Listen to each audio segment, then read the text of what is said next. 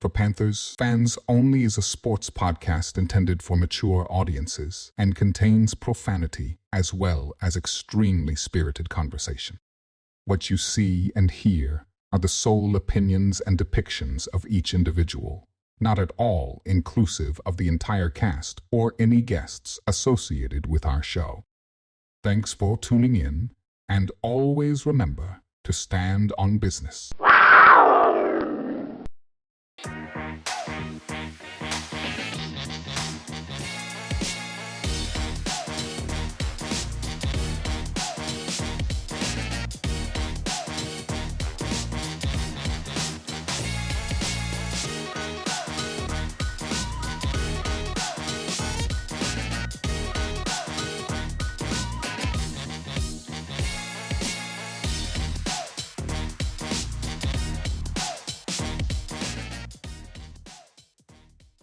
Don't snap, nigga. I got it. I can fix it. Fuck off. The shit started perfectly. He talking about some freeze it. That's why you over there now. And this shit's over here. Yeah. Shit don't make no difference to me. No less thing I got to deal with. Yeah. Damn right, bro.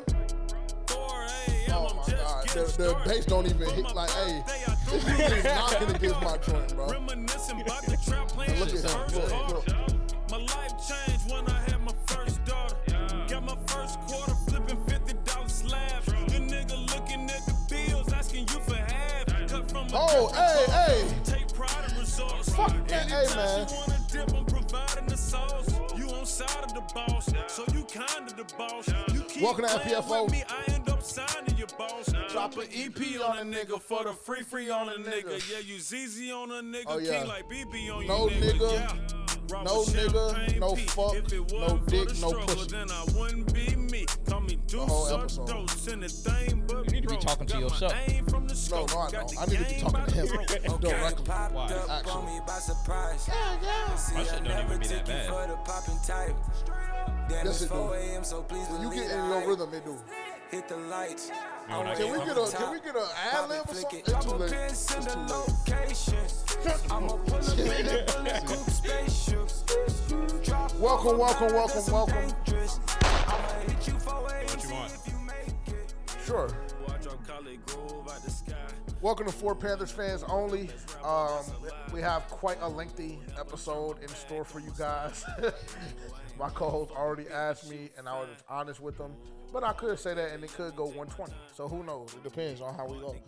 We just have a couple of things to hit on before we get started talking about Panthers football. So I'm going to do the plugs. I just want to let y'all know he's going to be a tad bit triggered. I'm going to be fine and laughing. I'm not going to be triggered. He's going to be triggered. It's just really embarrassing the way you came for her, honestly. Because that shit was appropriate. She's too, just right? better. No, she is. That's undeniable. I think Angel Reese is absolute dog shit at Okay, basketball. exactly. I We're on the do. same page. We're on the We're same on the same fucking page page with that. So I don't understand where the argument comes in at. Because I'm going to tell you where the argument comes in at. The way the media tries to still portray her like she's just, such this cute little innocent, sweet little white girl that doesn't do shit wrong. I go on my timeline. Who portrays and her I as see, that? And I see JJ. fucking, you know, everybody slandering and slaughtering Angel Reese's name because of her reaction. And really, she ain't even really take it there the way she was supposed to. Because I guess she ain't living like that. But that shit was that. Did that you see shit the was foul lame as hell. before? How was Did she you see supposed the foul before where she pushed the girl in the back and the ref ain't fucking call it? So yeah, you No, do that. that didn't. I don't know if that happened or not. Nigga, go watch the play. I don't know if that happened or Go not, watch to the be play. honest. That's what made Caitlyn crash out. When she pushed the girl in the back, Caitlyn threw her hands up at the ref. The ref ain't say shit. She said, "Okay, cool. I'll take matters into my own hand." And so if Angel would have took it there, then what she would have been? Aaliyah Boston made sure that didn't happen because she would have slid on her. Yeah, this shit was never gonna fly. Yeah. That shit was just lame as hell. Was it? It I mean, wasn't. it was a fucking basketball play. Yeah. That was not a basketball You play. try my Bro, team. that shit bro, was you not just- a- that you shit just was pushed not a my- basketball You just pushed play. my teammate in the back, and we ain't get the call. That shit was So not. now Can I'm I about to please see I'm that about to foul? slide for my team. Can I please see that foul that y'all referencing? Please, immediately. And I'm gonna say if that shit was not a basketball play. That's number one. I mean, you can hit that drop all you want, but that was not a basketball play. That was not a basketball play. It And I heard 100% was. No, and she no, didn't she even didn't. like you act No, like it she wasn't. sat there and threw her to the ground or something. Like So Bro, did she extend her arms? Did she push her in the back with both hands, extend her arm, and follow through to make sure she hit the floor? Yes or no? Just make sure that this is edited over this part of the video. Like we show this. No, that's too that's too much, nigga. That's too much. Come on, bro. Yeah, I mean, what are you showing me? Let me see, bro. Let me hold it, cause. So we gotta zoom. Oh my God, look at that. Push her in the back. What? Hold. Push her in the back. Going up for a rebound, Terrence. She pushed her in the back. What do you mean? That's a foul.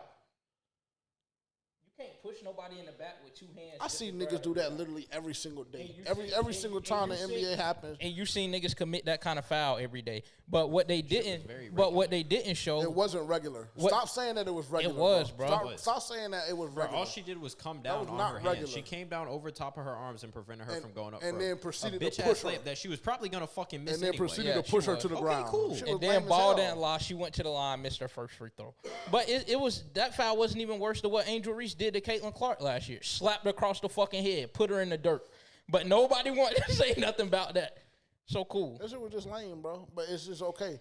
Like don't keep dismissing and just acting like you're just so, holier than thou when they ask you about the rivalry, when they ask you about the relevance. The only thing that I ask is don't keep acting like it's nothing and it's not smoke. When Right, you're like saying that shit, it but then lame. Even Angel comes out and says it was a basketball play. It is what it is. I don't care about what Angel said.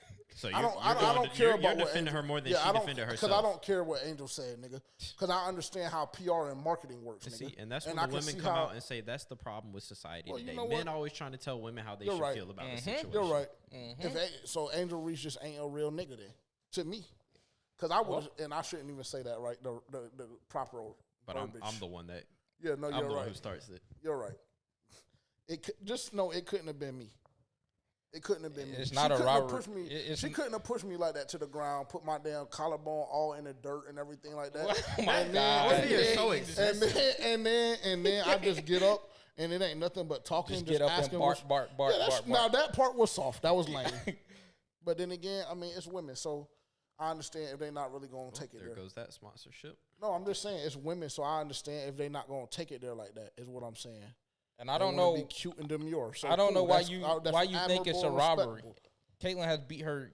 They're 5-1 against each other in the WNBA. This shit is not a robbery. In the WNBA. And then, but that's nigga, all we that. know, but we know what time it is. Yeah, when Caitlyn had no help. Yeah, now literally. she got some fucking competent teammates and it's fucking smoke all day. And then she dropped a trip dub. She got homegirl from South Carolina, Cardoza. Yep. Cardoza. She just got Haley Van Leith. Like, what are we talking about? They didn't want to put my girl in the game. So cool. Get beat by 30. Like, okay. Come on now. That shit was lame. Indiana Fever went from being one of the worst teams in the league to now competing in championship conversation. Competing for what? Competing for chips. They made the playoffs last year? I don't know. Or we don't know. We don't know. So don't say competing for anything without us knowing for a fact that they even made the fucking playoffs. Are they undefeated this year? Have they played one measly bitch ass game? Oh my God! Stop. Oh, okay. Have they played one game? Well, the other person's 0-1. 1-5 against that competition. And then I gotta watch her walking into the stadium doing all that posing and shit before the game. And she went 5 of 14. All of them shits came off of her fucking missed layups because she can't make a layup at the rim. But this is what they want to gas. She gets 10 rebounds on all of her missed layups. And you know what? I went and watched her high school highlights. Same shit. She's always been that way. Can't make a fucking layup. And then when somebody asked her, so why does she even have a name then? Why are we talking about her? Because of the personality. Yeah. Okay. And some people that's just how they are. Okay. Somebody, what you know is bad because one of Chicago's own reporters asked her, "Hey, did you work on your offhand this?" Oh, this that offseason? shit was so funny, bro. And she was like, "What do you mean?" She was like, I'm right-handed. He said, your right hand seemed to be working pretty well tonight. Did you work on your offhand this offseason? Yeah. She said, well, I am right-handed. I'm right-handed. So that just led you. He proceeded to ask another question. She said, next question. Move on, because obviously you don't know what the fuck you're talking about. No, because obviously your dominant hand is so ass that people thought it was your offhand. That's what he probably got fired for that, for trying to be funny. I mean, you know. welcome to For Panthers Fans Only. If you haven't done so already, make sure to tap in with us on social media at For Panthers Fans Only on TikTok, Instagram, at FPFO_podcast on X. If you're watching on YouTube, thank you so much for being here. Like, comment, subscribe, hit the bell notification. Tap in with us on YouTube. If you're listening on another DSP like Spotify or Apple Podcasts, whatever the case may be, find us on YouTube at the G2S Network. Let me see. Shout out Joel down in Florida. I heard you met one of the team members. And y'all had a nice little conversation. I heard you was repping your shit as you should. So shout out to you and wifey. What else? Oh, Carolina Reaper tees. If you haven't gotten it already, I'm sure y'all probably tired of hearing me say it. I'm just trying to be very, very mindful. And the people that actually tap into the podcast, the ones that, I know have been supporting us since day one. And even if you haven't been consistently tap in, if you haven't gotten your Reaper tee yet, go get it right now. Let me just update y'all on what we have left. Because once they're gone, they're gone. I'm just trying to tell everybody, and I'm trying to warn everybody, because I want everybody to have the opportunity. We have 0 larges left, 0 smalls left. We have 1 4X left, 2 2Xs, 2 3Xs, 3 XLs, and 6 mediums. When they're gone, they're gone. If you haven't copped yours yet, I highly, highly encourage you to do so. I think we ended up pushing like 3 or 4 today alone, just off the Instagram and Twitter posts. So I'm trying to warn everybody. We only have 5 mediums left. I don't have any bread for that. You're about to. We only have 5 mediums left. Only have 5 mediums left. So whatever total number y'all counted up right there, just know it's 1 less. 5 mediums left. So you see how they're going. I'm just trying to warn everybody. I want everybody to have the opportunity to cop one. But, I mean, it's been, how long? What is today? The 20th of May? It's been 2 months and a week. So if you haven't gotten it yet. Gonna be sick. Yeah. Gonna be sick when they run out. Yeah. And shout out to everybody that has caught one. Shout out to everybody that has wanted to cop one and we just, haven't had their size or whatever the case may be. We apologize. Maybe sometime down the line we'll restock. Right now, that's not on the horizon at all. I'll just be 100% honest. They'll get on the bandwagon when they see them at the games. Yeah, and then we'll just start doing pre-orders. I think will suffice. And even then, we damn near can't fulfill the order until we have like 25 or 30 pre-ordered. But that's some future. What else? FPFO road game experience. If you haven't done so already, make sure to go enter. The schedule drop. Obviously, we're going to be discussing that on today's episode. The schedule did release. Week 2, September 14th in Phoenix, Arizona / Glendale, Arizona.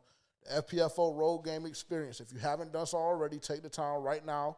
Click the link down below where it says giveaway, where it says FPFO road game experience. Go enter right now. Follow the steps. You get 4 entries that way. If you purchase a shirt, tag us on social media. Let us know that you cop one. We'll make sure to give you 5 free additional entries. But, yeah, you're not going to want to miss that either because that's going to be a movie. Me, Rod, and Terrence worked out some shit on the phone the other day as far as details in regards to how it's going to go. Just know. I'm trying to tell. Am I lying? Because I think that they be thinking that we gassing shit. Or am I lying? Yeah, nah, y'all definitely don't want to miss this. I'm trying to tell y'all, bro. The whole weekend going up. Movie. We're going to be on a world tour. Yes. For the month of September, damn near, so. I mean, we damn near, there will be a representative of FPFO at every single one of the first 4 games minimum. That's all I'll say. We're going to be outside. Actually, and what even is week 5?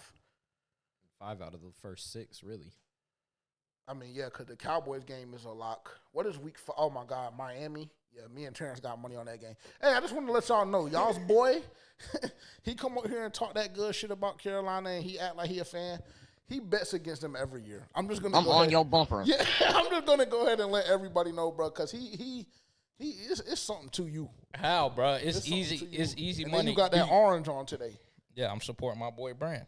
Shout out to Gotta rep the brand. But yeah, if y'all see the fucking bets that he makes, then y'all would take them too. It's easy licks. It's sustained. He paid me like $275 last year, just based on the bets we made throughout the season, and I think I added it up this year so far. I think I'll bring in a cool $450. That's if you win all of them. That's if you. I mean, you got $450. I think last week was a real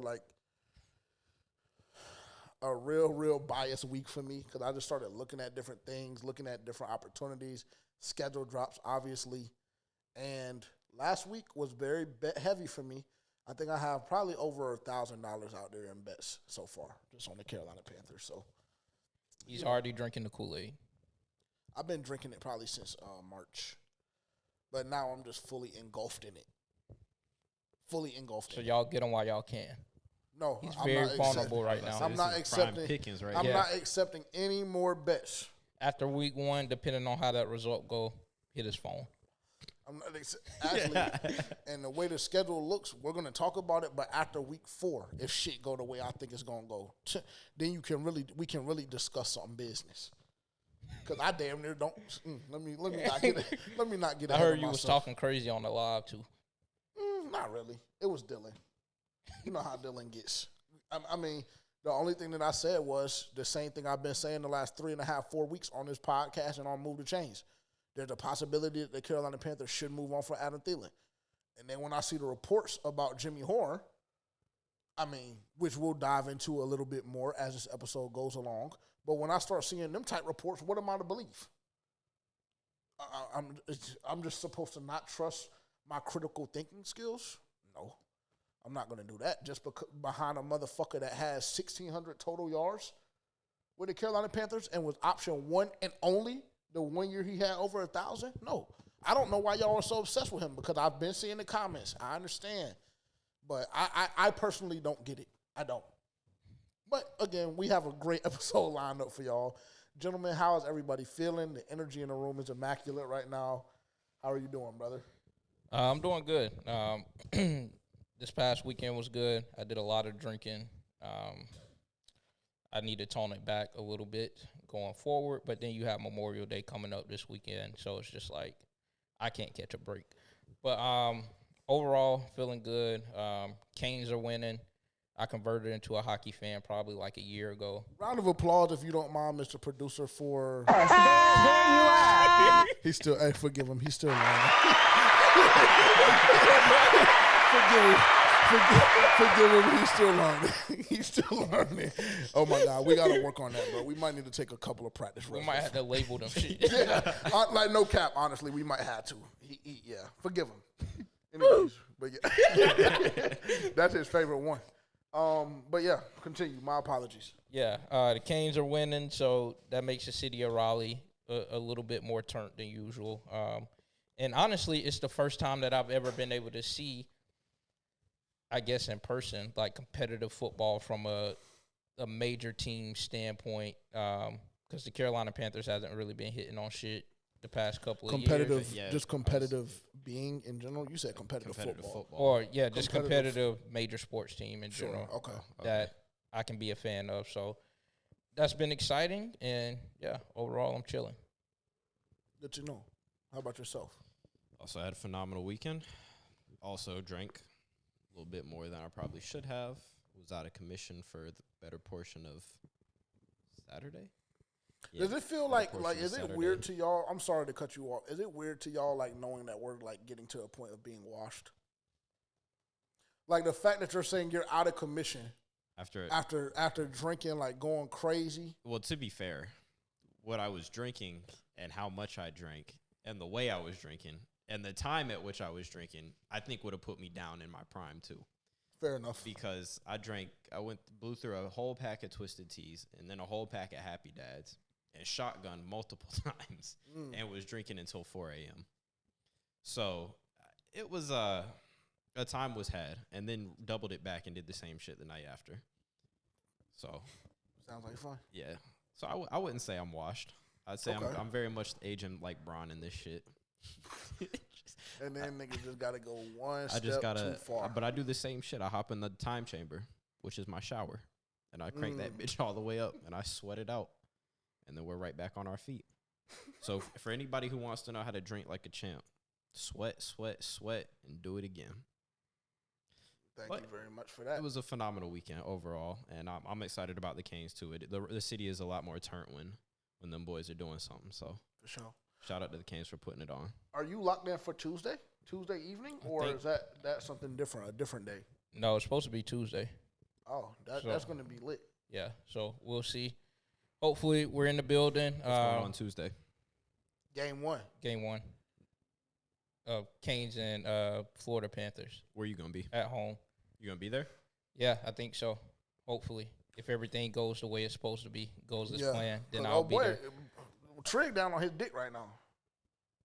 So, physically, like, fucking health-wise. Oh, well. So, I don't know. He didn't. Shout out Trig. When he talked to us today, he didn't seem like he was. Shout out Trig. He said it was a lock, so we'll see. If you're still feeling down, I'll hold on to that ticket for you, gang. I got you. I'll represent. I'll be beating on that glass. Yeah, nah. I don't think that you'll be behind the glass, bro. Not from my understanding of the situation. Well, it's 2 places he could be. Yeah. Oh, okay. That's an option. Nice. Yeah, that must be. Damn. I need to be a fucking VIP. Yeah. So them niggas can put me in the vault for a Carolina Panthers game. I would love that. Yeah, I would love that. You had your chance when we were really bad, 2-15 or something like that. You had your chance. Probably could have got them seats for. They still were taxing. They upped the price. I mean, they upped the price after 2-15. They upped the price after 5-12. So I got to reconsider this year. Yeah, they are, and So I got to are they reconsider. predicting something? I mean, I don't know if probably. Do you already have your season tickets? I am 2 payments in. I do the 6 payment plan. 6 month plan. They have like one where you can pay outright. I'm damn sure never doing that shit ever in my life. Unless you're up.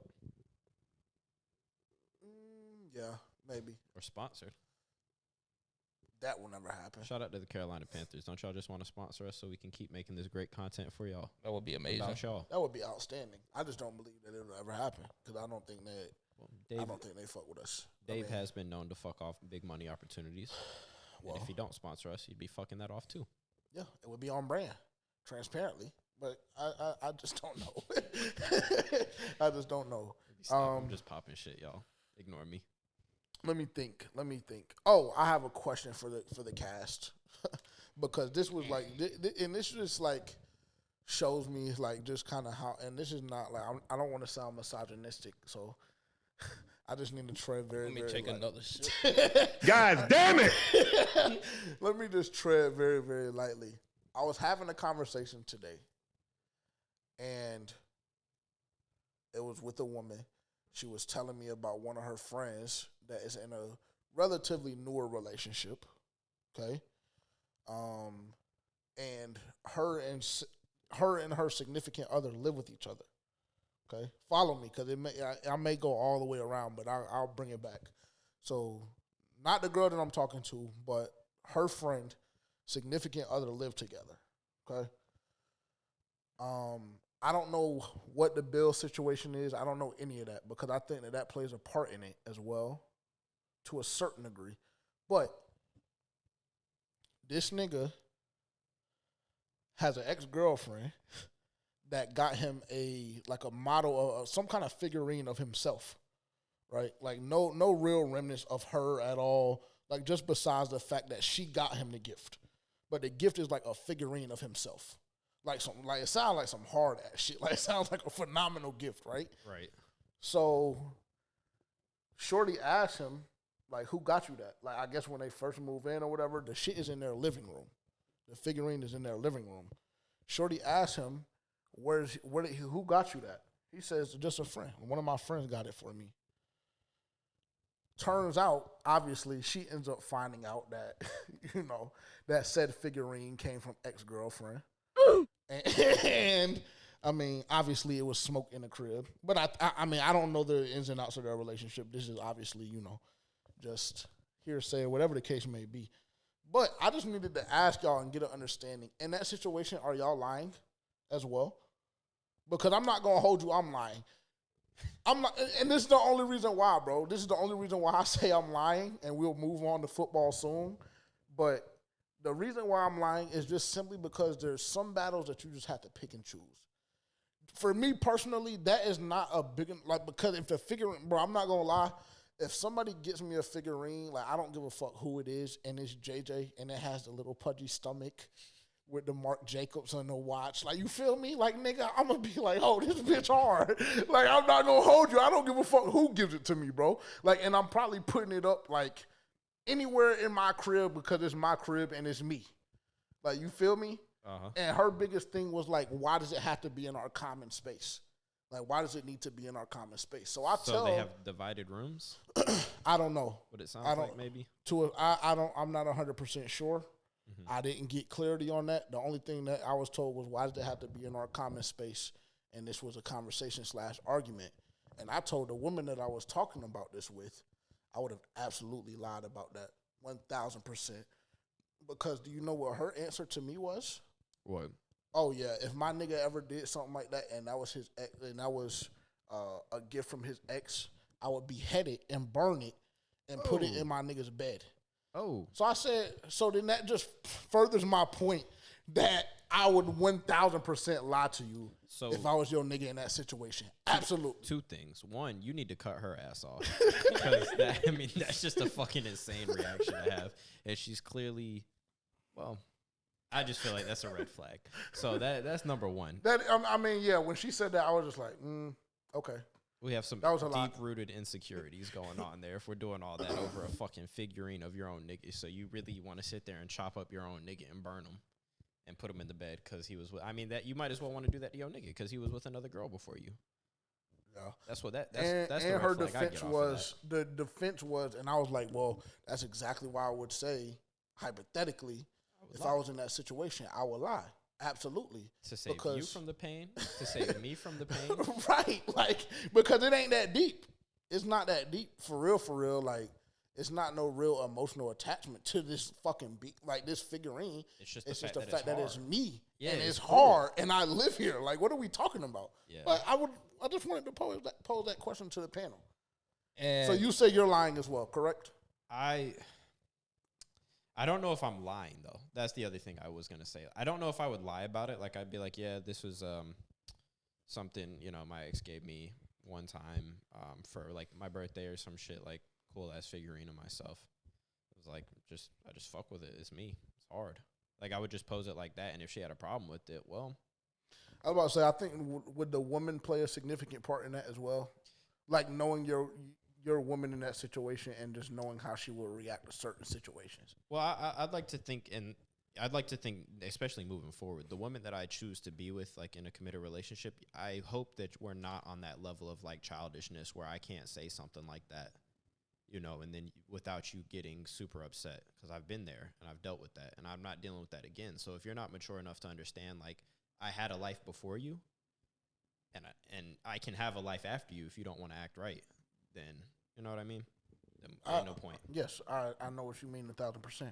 Yeah, I feel like I also wouldn't lie in that situation just because, like, saying a friend got it for me, like, that's going to lead to more questions. Misleading to a certain degree. So you might as well just go ahead and say, like, who got it for you? Because at the same time, like, this shouldn't be something that we're arguing over just because there's a figure of me in our living room, no matter who got it. Like, I wouldn't stop wearing my shoes just because a certain girl bought me shoes that I don't talk to anymore. Right. Like, I'm not going to stop wearing them. I keep drinking out of this water bottle. My ex bought it for me. Yeah. That shit still hold water just all right. Exactly. Facts. So, Fair I mean, enough. yeah, it was really no point in him lying about it, honestly. Which is like that, the shorty that I was talking to, that was her whole point. Her whole point was like, it's just the fact that the nigga lied about it. Yeah, it like, would have been way better if fair? he would have just been like, yeah, my ex got it for me.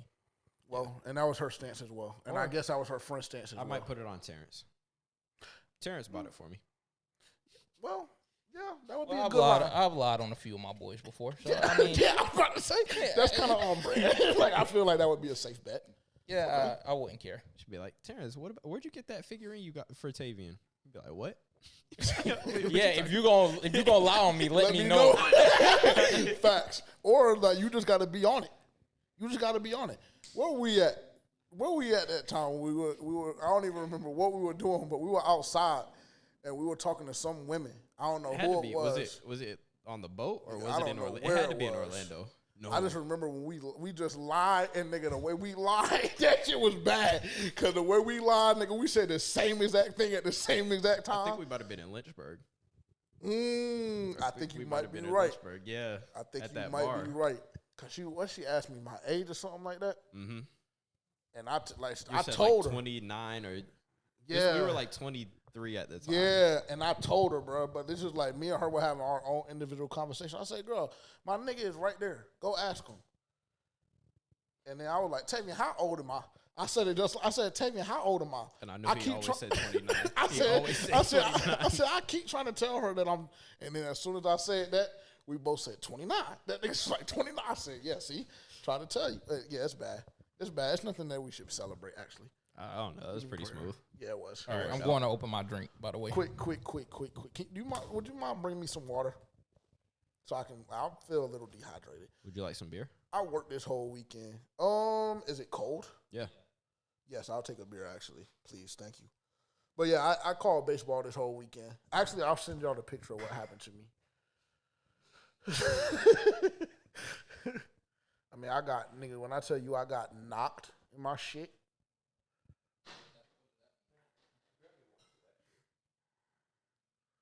You'll see the picture. Fastball up and in. Pitcher missed his spot. Catcher couldn't react in time. Umpire couldn't react in time. I mean, it won't nowhere from it. Woo! Yeah. That's currently on my What body age right was now. this? 12U. Did they hit you like that? Because them niggas was throwing that shit. And the coach had just told me, like, hey, yeah, man, we're just doing this tournament for fun. Nothing too deep. Can I show? I can show the fans. I can post it. I mean, I can post it on the thing. I mean, I don't know. A little raw edit for y'all. Here y'all go. I don't know if it's going to focus. It's not going to focus. Y'all Yeah, see it's that? not going to focus. They can see the discoloration. Yeah, but the coach had just told me, he was like, yeah, man, we're going to Cooperstown. Like, we're just practicing. These are just practice tournaments right now. Like, it's nothing crazy, whatever. So when he said that, I already knew they had some shit on their team. And boy, the way that damn pitcher was pitching, and the catcher was nice. Like, don't get me lying. The catcher was nice. But that nigga, the pitcher just missed his spot so bad, bro. Fastball up and in. Did you try to turn? Is that what that was from? Bro, I must have, bro, or something. Because everybody keeps asking me the same thing. Like, how did you get hit there? Yeah. Out of all places. Well, the first thing is my stance. Nigga, you might as well go ahead and take that bullshit off my shit. It's okay. I got it. I'll fix it. Appreciate it. Thanks, bro. Oh. It's not gonna stop that soon. But just type the password and we should be good. Are we still rolling? Yeah. Yeah. So check that picture out. Yeah. Pretty gnarly. Let me see. But my stance, I think my stance plays a part in it for sure. Can we get a demo? Woo! Yeah. Yeah, bro. From a J. And I could just tell, like, nigga, on the way back home, I was like, usually, bro, like, them shits, like, when I get hit, like, it's just like, okay, I know if it's going to be bad or not. That nigga hit me, bro. I had to take, like, 90 seconds. And niggas was like, hey, Blue, you okay? You okay? I'm like, hey, everybody just back up and chill. I'm going to be straight. But then, like, when I was driving home. What you doing? You got hit. Yeah, I was just like, Tom. And I was like, fuck! And then I just took some time. And then I just kept calling the game. But I knew, bro, like, when I was taking my pads off and shit, I knew it. And then when I got in the car, I could feel, like, how heavy that shit was getting. Like, you know when you're about to bruise, like, you can just feel it. Uh-huh. And I sat down on the damn couch, like, later on that night, went to sleep this last night or 2 nights ago when they all see this. And, nigga, when I woke up, I got in the damn shower. I was like, oh, my God. Oh, my God. Oh, my God, nigga. Yeah. Literally. Yeah, I got fucked up. But, yeah, that was my weekend. Called baseball all weekend. Relatively productive week last week. The rain did stop a lot of my chocho, though. I will say that. I was scheduled for maybe, like, 5 or 6 days in a row of baseball. and only got 3 of them in. So that was kind of disheartening, but, is what it is. I probably didn't need to do that much anyway. So you ain't had no lime in this bitch? Or you just not that talented of a bartender? Nope, I'm not a bartender. Okay. Let me see. What do we have? What's on the docket first? Well, These team schedule. Welcome. I will not lie to y'all. We do talk about the Carolina Panthers here, but during the off season, we like to take a couple of minutes just to chat it up a little bit. There's no point in drawing everything out in that regard. It's where y'all get to see the personality. This Yeah. is where we rope you into the life, introduce you to the lifestyle, Type shit. make you feel like part of the family, because y'all are. Welcome family, welcome Welcome. family. Cheers. Everybody spam welcome family or hey family in the chat. I Or do don't. want to say something, going a little bit off tangent. So, real quick, somebody on my kickball team, right? We've been getting our ass beat. Just to let y'all What's know. y'all's record? We haven't won a We game haven't this won a season. game this season. Yeah, went from the championship game. It's a hangover. Yeah. But either way, this guy on my kickball team is trying to sell tickets for his friend. Now, To the Hurricanes game. to the Hurricanes game. Tonight at 6:35. Yes. His section is 311. That's in the nosebleeds for anybody that doesn't know. Now, he's telling people his original price was $360 for the pair. And he just told somebody the lowest he'll go is $350. But you can go and get tickets in that same section. 2 tickets on SeatGeek for $257.70 total. So should I not say something? I'm just To him? Yeah.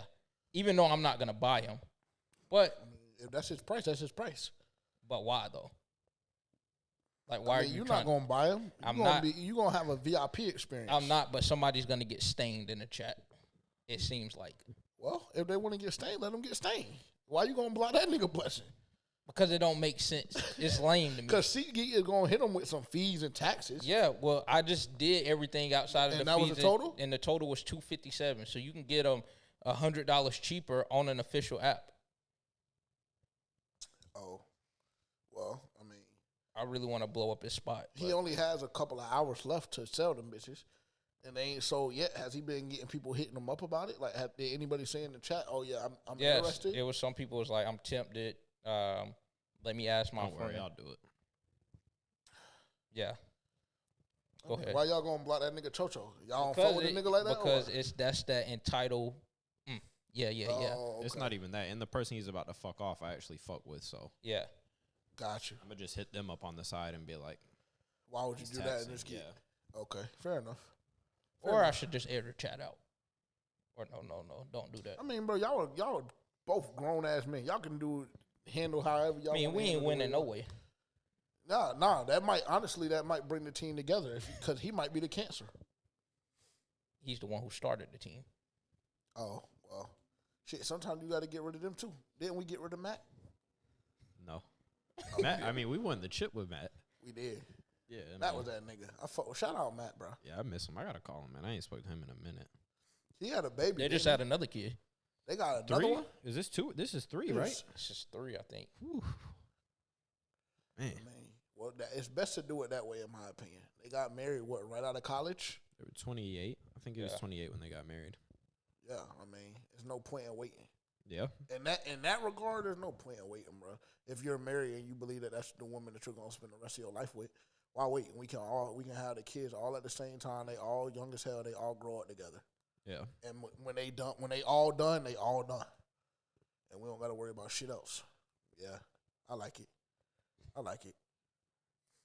She probably tired as hell, but that ain't none of Matt's concern. The schedule. May 14th was officially NFL schedule release day. And of course, I mean, y'all saw just like we did. There were obviously matchups that released early. I will say they held the Carolina Panthers. They held theirs relatively tight to the vest as far as leaks are concerned. I didn't see many leaks at all. I think maybe 2 matchups or 3 were leaked before May 14th, and everything else was relatively tight. And obviously, like, the 8 p.m. was the official launch of the NFL schedule, and that's when all the teams dropped their videos and everything like that. However, it was like kind of sporadically all throughout the day. So we got to see, a good bit of the matchups before 8 p.m. and then the schedule was fully dropped. I think maybe by 3:30 or 4 on Wednesday. So shout out to the hardworking people that were leaking the schedule, to me at least. Can we talk about the schedule release video, or is that? Oh yes, let's start there. That shit was an atrocity. I said it from the beginning. I said it on the live because I went live Wednesday night. That shit was terrible. It was terrible, bro. I mean, I don't understand. Like, they tried to make it funny. Dylan said he liked it. I seen a couple of other people say they liked it, but I just wasn't a fan personally. How did y'all feel about it? I mean, comparing it to other teams' videos, it just wasn't really hitting on nothing, honestly. Yeah, I thought it was kind of like cheesy. Yeah, it was corny. Like it was really, lame as hell to I me. wasn't really fucking with it like that, honestly. It just seemed like very childish. And I know it's like the NFL. Like I know like they kind of let Robert Hunt like throw a couple of profanity pieces in there, like trying to make it like. But it was just like, nigga, this is lame as hell. It's lame. I am Xavier Leggett. Yeah, like that whole concept. Like, I mean, I understood what they were trying to do as far as like the play on, like what made them people popping, like what made JC popping, what made XL popping. Like, cool, but like even and the Chuba shit was like just was, like so weird to me too. Like he lives at the stadium. Like I don't really. It was just terrible, bro. They could have did a lot better job. Like, we don't need to spend too much time on it because, like, the more I think about it, I'm going to have to rewatch it again, and I'm going to just get even more pissed off and blown. But, like I said, luckily the schedule had already dropped. That was another thing, too. Like, they didn't even have the schedule up. Like, they did. They had the schedule on the East shit, right? But then, like, Robert Hunt knocked it over, and the only thing that you saw was the schedule on the ground, and you couldn't even see the matchups. And I'm just like, nigga, this doesn't make any sense to me at all. Like Carolina Panthers and y'all's media team, social media team, whoever came up with that idea, do a lot better next year. Do a lot better next year because that was just an atrocity. But maybe I just feel too strongly about it. How did you it was lame to me. It was just lame. I really don't have much to say. I mean, the shit was lame. Cool. Well, thanks for bringing that. Thank you for making me pissed off again. Shout out to you. You know just how to do that, don't you? You're welcome. I just feel like we can't talk about the schedule without talking about that schedule release video because it was so bad. It was. I mean, if they were going for memorable, they did that. Yeah. I'll never forget that schedule release video. Yeah. Who? I think it was Who dropped the video where they had Tyreek getting arrested? They know it's a Colts. That shit was. I'm not gonna lie. Hey, that shit was fire.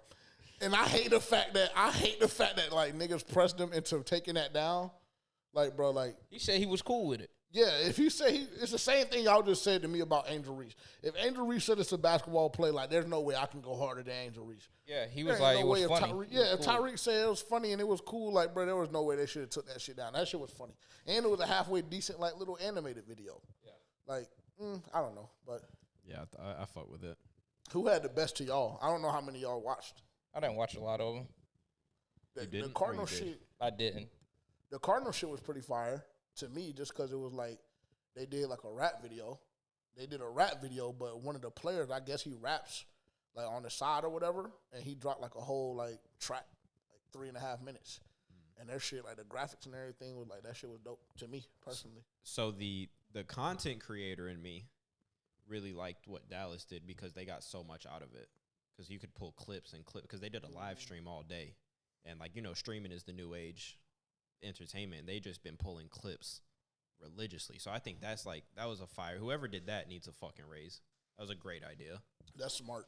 Yeah. Because if you stream, but like you said, there's so many things that you can pull from the stream, clip wise, especially a stream like that. Yeah, I was about to say, especially with that kind of production.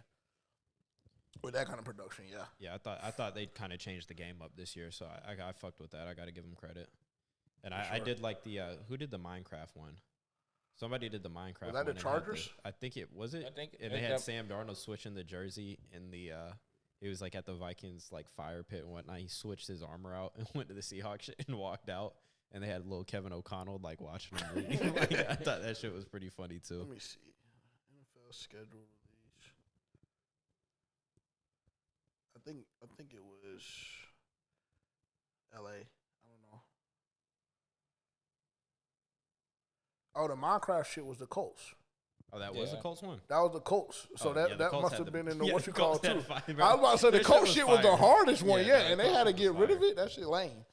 But so how do y'all want to do this? Because I went through, for me personally, I went through on Move the Chains. I went through it kind of like game by game and gave like a breakdown of like, you know, how I felt, win or lose.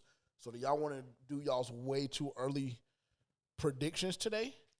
And that's how y'all want to do it? And then we circle back to toughest matchup, easiest matchup, etc. Or like, how would y'all like to do it? I'm indifferent. I'm just going to go ahead and say this. I have us starting off 4-0. Very simple. Very simple. Jacksonville, Arizona, Atlanta, New England. I have us 4-0. I'm just going to say that. I'll move the chains. I said we were going to lose that New England game. I don't know if I feel that way anymore. I have us 4-0. But how would y'all like to do it? Every game in blue is at home? Correct. Okay. What would you like to do? How would you like to discuss this and dive into it a little bit? What's the options? Just go through it game by game. Y'all give y'all's way too early prediction, and we just go game by game. I will keep up with y'all's record, I like that idea. and then we circle back. And actually, let's just do that. Let's do Okay. that. Let's go game by game. Way too early schedule predictions, and then we'll look at toughest matchup. We'll look at easiest matchup, and then we'll look at what game we're most excited to go to. That sound good? As I mentioned before, the first 6 weeks of the season, because that Dolphins game is week 5, correct?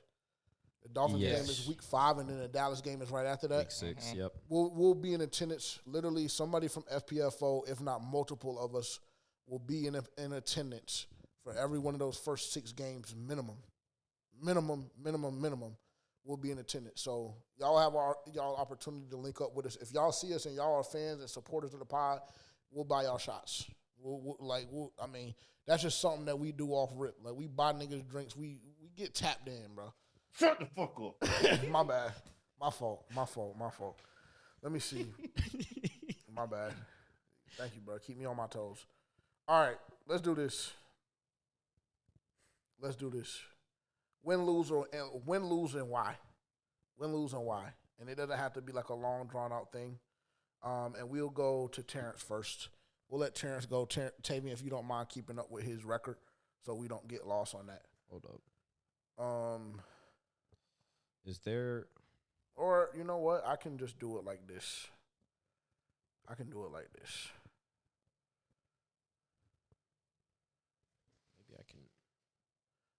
like Yep. I can do it like this. I got it. Terrence, win, lose, and why week 1?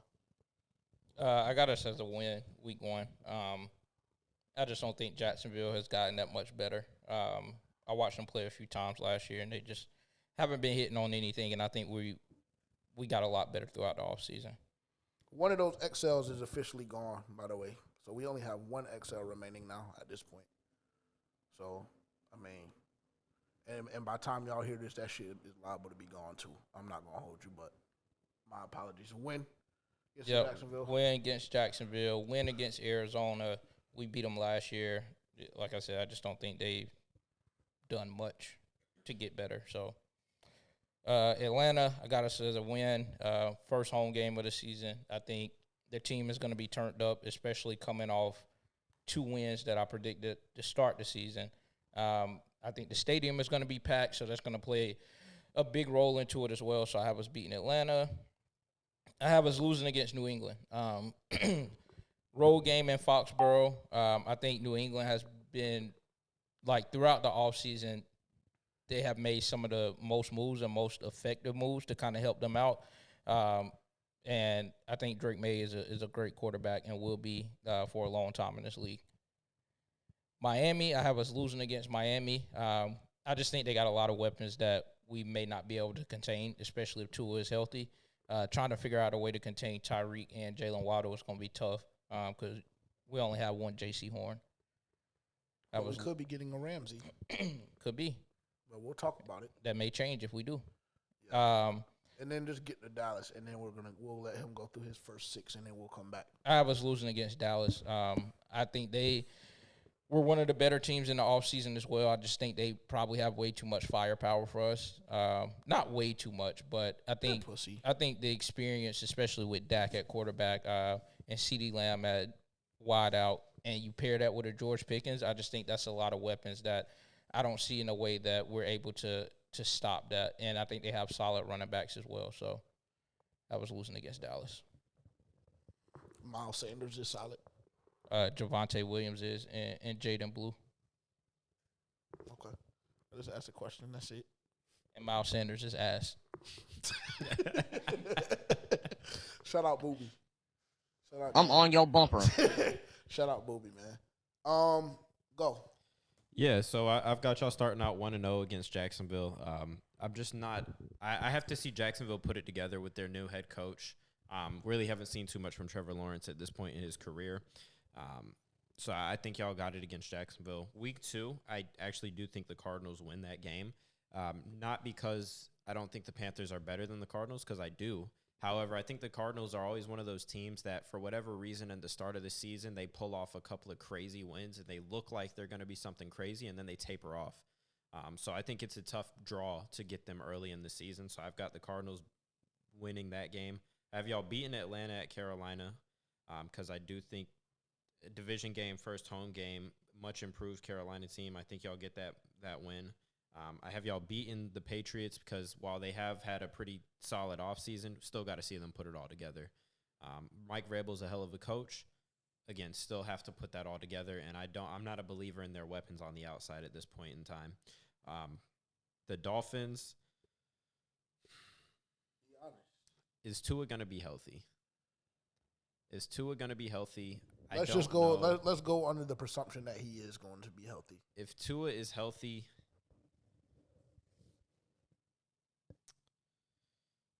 if Tua is healthy, that's a tough draw as well. But it is at home, so I do think that plays into the Panthers' favor.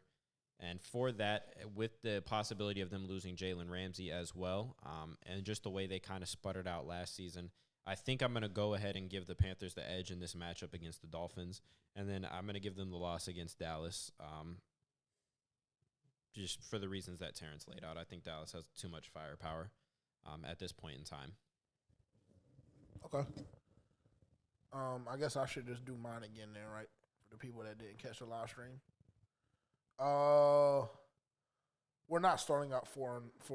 I was bluffing. I think that we lose either the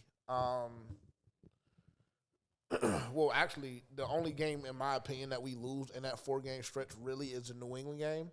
And I just think that New England got significantly better, honestly.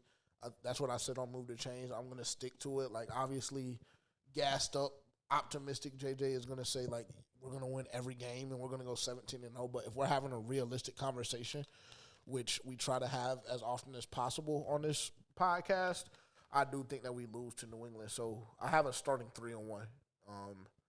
For the drawn-out explanation, you guys can go watch Move the Chains on the G2S network right now and go catch that from last Wednesday when the schedule officially released.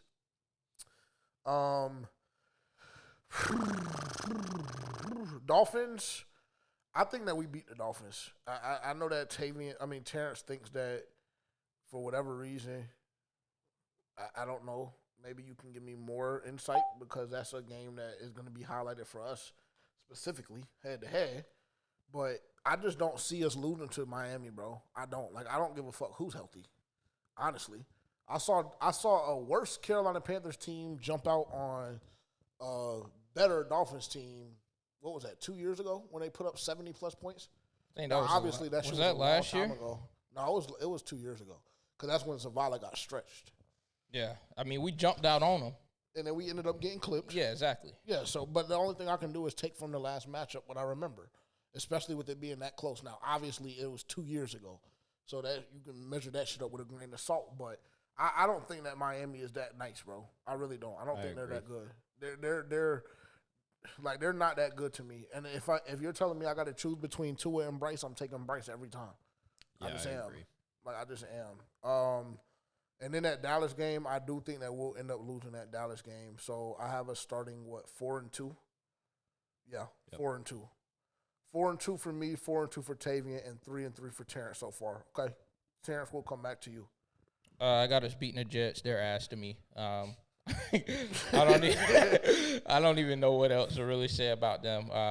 I just don't think Justin Fields is better than Bryce. I know they got Aaron Glenn, new coach, but I don't know. The Jets, they weren't good last year, and I just don't think they did anything to necessarily put them over the top this year. So I have us winning there. Have us losing against Buffalo for obvious reasons. I mean, it's fucking Josh Allen, MVP. Yeah, we'll hold that L. That's fine. Also have us losing against Green Bay. Jordan Love is a hell of a quarterback. They just added Matthew Golden to their receiving core. Think they have a lot of weapons on that side. Josh Jacobs, oh my God, he's a demon. Yeah, I was losing against them. New Orleans, I have us beating the shit out of New Orleans. I think they're ass. I think they might be one of the worst teams in football. And with them drafting that quarterback, that just pisses me off even more. I hate New Orleans. I think that might have been the first team that ever made me cry behind the Carolina Panthers. Really? When? It was a long time ago. I was going on a cruise and I left out of the port of New Orleans, so it was a lot of New Orleans fans on there. They were showing the game on the cruise. We were playing against the Saints, and I mean they beat the dog shit out of us. And me and my dad was the only Panthers fans in there, and I just couldn't take the pressure. I have some trauma like that too. Maybe that's why I don't fuck with the Cardinals that much. Yeah, so I mean, yeah, I hate them. So I have us beating them, and then the Atlanta game, I have us losing against Atlanta. It's going to be in Atlanta. We've been to a game in Atlanta before. That's a tough environment to play in. I'll be honest. Their fans get rowdy, and I just think that's going to be one of the division games that you split. So do I keep going? That's 5. For the 49ers. To the 49ers, yeah. This 49ers game is up in the air for me. I mean, it's tough, but I think ultimately, I think the 49ers will edge that out. You still got Christian McCaffrey. Brock Purdy just got paid, so I think he's going to be on a mission to kind of prove that he's worth what they paid him. I think Brandon Ayuk, he should be back by this time. I'm assuming so. I think he'll probably be back at the start of the year. But I think he'll definitely be in, mid-season form by this time. George Kittle still a force to be reckoned with. So I think we'll drop against the 49ers. Kyle Shanahan's a hell of a coach as well. I don't think their team is like as good as they have been in the past years, but I think that they will be good enough to beat us. I think they're ass, personally. But this is your explanation, so I respect it. And do I stop there? Or? Yeah, okay, stop there. So you have us at 5-7 currently. Cool. Damn. Yeah, I don't see that, but I respect it. So I have y'all beating the Jets. Again, I don't think the Jets have added enough this offseason. I'm still Justin Fields has a lot yet to prove in the league. Got y'all beating the Jets. I have y'all losing to the Bills. I have y'all losing to the Bills. Have y'all losing because of Josh Allen. No other reason than because of Josh Allen. I have y'all losing to Green Bay because I do think Green Bay is a well-rounded team. I'm not as high on Jordan Love, but I do think they added some weapons this offseason in the draft. I do think they got better, and their defense is still pretty solid. So I have y'all losing to Green Bay. I have y'all beating New Orleans. Don't think New Orleans is going to be good this year. Again, in line with Terrence, think they're probably going to be the worst team in the league. This Falcons game, because I already had y'all beating the Falcons at home week 3. This one is kind of tough for me because I don't think the Falcons are going to be sweet this year. So I think I'm going to have y'all splitting with the Falcons, and this will be the game that I have y'all splitting with. So I'm going to give the Falcons the win in this week. And then the 49ers, I do not believe in the 49ers this year. I think they lost a lot in the offseason. I don't think they drafted well. And this is the only primetime game that the Carolina Panthers have this season. And Dave Canales talked about that a little bit in his presser last week, how, his first season coming into the league, he thought, we have to earn these primetime games. They finally get a primetime game this year. I think it's going to be more of that same messaging. We've earned the right to play at least one primetime game. Now we have to go earn the right to play more primetime games in the future, and I feel like that's the time for the Panthers to make a statement. And, again, I just think the 49ers are fucking sweet this year.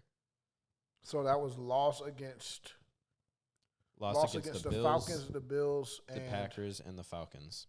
So I have y'all 3-3 in that 6-game stretch. Okay, got you. So you have us at 7-5. Cool. I think that I have us almost at the same place. Let me go take a look at this again. Lost to. Oh, first and foremost, we beat the dog shit out of the Jets, and I can't stand a Jets fan either. So that's a W. Buffalo and Green Bay is going to be the 2 losses. New Orleans is going to be a win. And then the Falcons game is going to be a question mark for me right now. And I think that I've claimed multiple times that we're going to sweep the division, or not sweep the division, that we're going 4-2 in the division, which is how I get to the 10-7 mark. But it, like y'all said, I mean, for one, it is a tough matchup. They got significantly better defensively. But again, I don't believe that Michael Penix is better than Bryce. I just don't. I don't believe it. And I don't think that their team is that much better than ours where we had to have a conversation anything further or outside of Bryce and Michael. And we clipped them last year when their season was on the line. And I was just talking to my uncle not that long ago about that. And, you know, Falcons fans, they've been chatting a lot on X recently. A lot. Very, very confusing to me. Like, nigga, y'all have been around for damn near 50 more years than us and have accomplished nothing more than us. So it's very, very baffling and befuddling to me personally. Y'all ain't worth shit. But, you know, I digress. Season on the line, week 18, and they want to claim, you know, the Saints game ended first, so it was kind of known that they weren't going to make it, whatever. But, nigga, it don't matter. Because if that was the case and y'all were on timing, y'all would have came out and busted us in our mouth. Very, very simple. And they just simply didn't do that. I think that we have the opportunity to beat Atlanta this game as well. So is that a win? So it's going to be a win. It's going to be a win. That's going to be a win. And that 49ers game is going to be a win as well. All right. Is that 8-4? Yes. And I'm going to end up with one more win. I'm going to end up with one more win than I did the other day. Because I think I had the Atlanta game as a loss previously. Interesting. All right, I'm back up. I think the Rams beat us. I just think they have a better team. What the fuck are you going to do with Devontae Adams, Puka Nacua, fucking Kyron Williams, Matthew Stafford? Are they keeping Cooper Kupp? Did he leave? No, he's gone. He's in Seattle. He's gone. Okay, he did go to Seattle. But still, it doesn't fucking matter. You lose that game. Get the bye week, cool. You come back, you beat the dog shit out of New Orleans again because their ass is so cool. You beat New Orleans. Everybody has an extra week to rest up.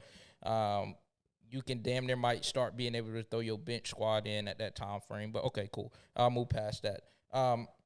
You lose against Tampa Bay. You can be honest. Because right now, I'm going to just go ahead and tell you that 7 games that you keep hollering about, I mean, you're on track for it. Yeah, I have us at 6 right now. Right? Yes, that's correct. It's okay if you end up above or below. Nah, I think you will beat Seattle at home. That's where Sam Darnold went. Yes. I mean, we know what the fuck he's made of. He's played with us before. So I think you clip Seattle at home, and then I have you losing to Tampa Bay again at their home. I think that Tampa Bay has the ability to sweep us in the division. I really do. But I mean, all things can change when the season starts, and I see, you know, who's playing what the team is looking like. But for right now, I think Tampa Bay has the ability to sweep us. Okay. So 7-10. 7-10. You landed again. Cool. Consistency is key. Yep. Solid. I might be inconsistent in the motherfucker because today I might have us at 12. But go ahead. So I have y'all losing to the Rams. Throw. The Rams are. What is wrong with you, bro? I got y'all losing to the Rams. I do think the Rams are better team. I have y'all winning the bye week. Oh shit! Oh, my bad. Because it sounded like it was about to start. God damn it! It sounded like. He got issues, Cause, bro. bro, like, I can He got hear it, issues. bro. Like, damn, bro. All right, so you said loss It's against shitty headphones. the loss against the Rams. You said Yeah, I got y'all losing against the Rams. Okay. I got y'all beating the Saints. Not good. I have y'all beating the Bucks at home. And then I have y'all losing against Seattle, and I have y'all losing against the Bucks in the final week of the season. So that would be 10-7. 10-7. Solid season for the Panthers. All right, bro. You just farted? Nah, That's hell what I heard. Nah, not at all. I don't know where you got that from. Yes, we lose to the Rams at BOA. We lose to the Rams. Let me see. Bye week, for one, first and foremost, I hate the fact that our bye week is so late. It's way too fucking late. I hate that. As a young team, with as young as this team is, I don't think a week 14 bye is advantageous. I don't. I think that there's a possibility in which I come up here and say, yeah, we go 3-1 or whatever the case may be. There's a possibility, to be quite frank, that you start your season 1-3. There's a real possibility of that. And if you start your season 1-3 and you got to see Miami and Dallas after that, I mean, there's a possibility that you could start your season 1-5. If we're having an honest conversation, there's no world in which the Jets beat us this year. I'm willing to bet my life on that. They're pussy. But just know the shit can get real, real hectic very, very quick if we don't come out and do our job. I'm saying all of that to say I hate the week 14 bye. I do have us beating the Saints. I do have us beating the Tampa Bay Buccaneers, and I do have us beating Seattle. That's where we all differ in that situation. It's because those 3 games, 3 of the last 4, I have us winning. Because I think we split with Tampa Bay, which would be very, very, very, very, very unfortunate. Because last year I said that week 18 in Atlanta was going to be for the NFC South Championship, because I thought that that's where we were going to be, and I thought that that's where they were going to be. I'm thinking the same exact thing again this year. I'm thinking the same exact scenario this year, only the home team is different. Tampa Bay, and I have us losing that game, unfortunately. In which case, shit would get kind of sticky. And I don't know if we would make it into the playoffs that year or this year in that case, just based on how good the NFL or the NFC is. But yeah, so that's how I have us closing it off. And I think that week 18 matchup against Tampa Bay will be for a divisional title. And if that is the case, I will speak for myself and say I will be in attendance for that game, if that is the case. But yeah, were you keeping up with mine? I mean, damn. So you said loss against the Rams, win against the Saints, loss against the Bucks at home? Win against the Bucks at home. Did you have a loss against the? Win against the Seahawks at home and loss against the Bucks away. Oh, I got it, nigga. Don't worry. 1, 2, so 4-1 in that 5, stretch. 6, 7. Yeah. Yeah, I think that shit ends up the same exact way. Actually, no, I have us at 11 that time. I'm pretty sure 11-6. So we're pretty close. Yeah, it's somewhere, nigga. Exactly. Welcome to the 9-11 win club. It's very simple. It's very simple. And before the summer is out, he will be on board. He'll be a part of it. Yeah, just don't worry. Just give it time. They're gonna grease him up with some of those dumbass videos that they drop. Some of them one-on-one videos. Oh, he's gonna start loving it. And now we just making shit up. No, I'm just telling you what I know, nigga. I'm just telling you what I know. And we can't see training camp this year neither. I can't give you the honest assessment that I gave you last year. When they start, the propaganda is going to be at an all-time high. Hey, I'm going to send this PSA out once again. Do not be fooled by the propaganda this offseason, this training camp. Don't be fooled. I'm going to go ahead and tell you. But you'll be on the 9-11 win club at some point or another, especially if we start that hoe out 4-0. If you end up at 3, if y'all start out 4-0, he might get up here screaming undefeated. If we start out 4-0, just give me 13. That's minimum. If we start out 4-0, give you 13 what? 13 wins. So If we start off 4-0, that's going to help you find 9 additional wins and the 7 wins that you just said that you only had? It might. It might. I'll tell you what, I think that we have a possibility of winning. I think that we could damn near sweep the division, bro. Like, and I know that shit's going to sound crazy, but I think that it's realistic if somebody thinks that we could sweep the division. I do. I'm trying to help you get your additional 9 wins. So that's 6 of them right there. And then 3 of the 4 are not are divisional games. So that's 9. I don't know where in the fuck you find them other 4. So you're saying the only 4, like, because I would assume if y'all are doing all that, the only teams you're losing to then is what, the Bills? The Bills would be a lock. The Rams would be a lock. The Cowboys. And the Dolphins? And that's where he fucked himself off. Or is it Green Bay? Oh, we're going to lose to Green Bay. So then in that case, then you will have us still will have us at 12. Oh, well, yeah. I don't know if I don't think we're there yet. But yeah, I'm not even playing hypotheticals with that. Because I don't think we're starting off 4-0. If y'all start off 4-0, he will be screaming undefeated season. If we start off 4-0, he'll be getting 2015 vibes. That's a fucking stretch. You'll be getting 2015 No, vibes. I already know this team is nothing compared to 2015. Did we know 2015 was going to be like that? Kind of. Yeah. The pieces were, Them niggas were fucking demons. Yeah.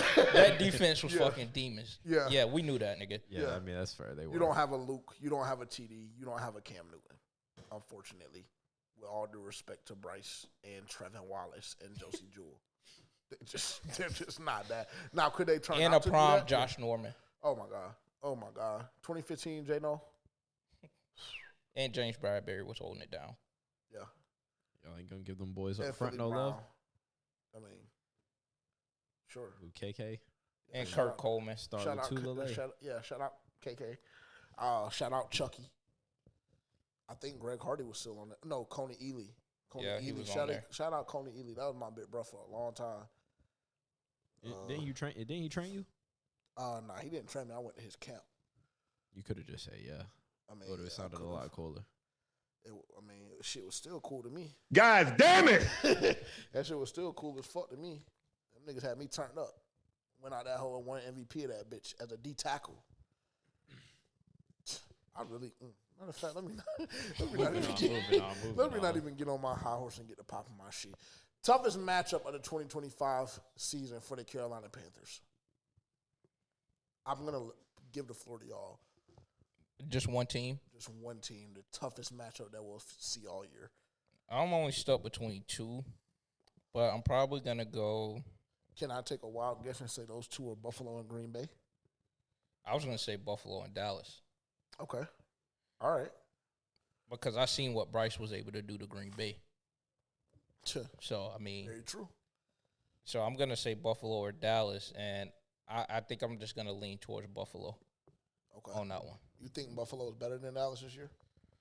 Or that they will be better than Dallas I think this when year? Buffalo, when the rubber needs to meet the road, I think there's not a lot of teams that's in Buffalo's stratosphere. Okay. I respect that. Toughest matchup for us this year? Buffalo?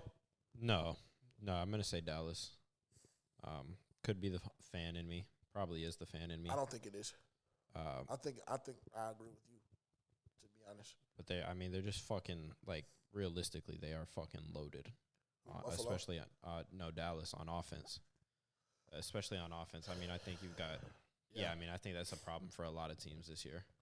This defense will be challenged multiple times this year. And there was a stretch. Let me see. I don't even know what stretch it was because there was a stretch on Wednesday that I looked at, and I was like, this shit right here, this stretch is going to have, guys, a lot of people questioning a lot of things.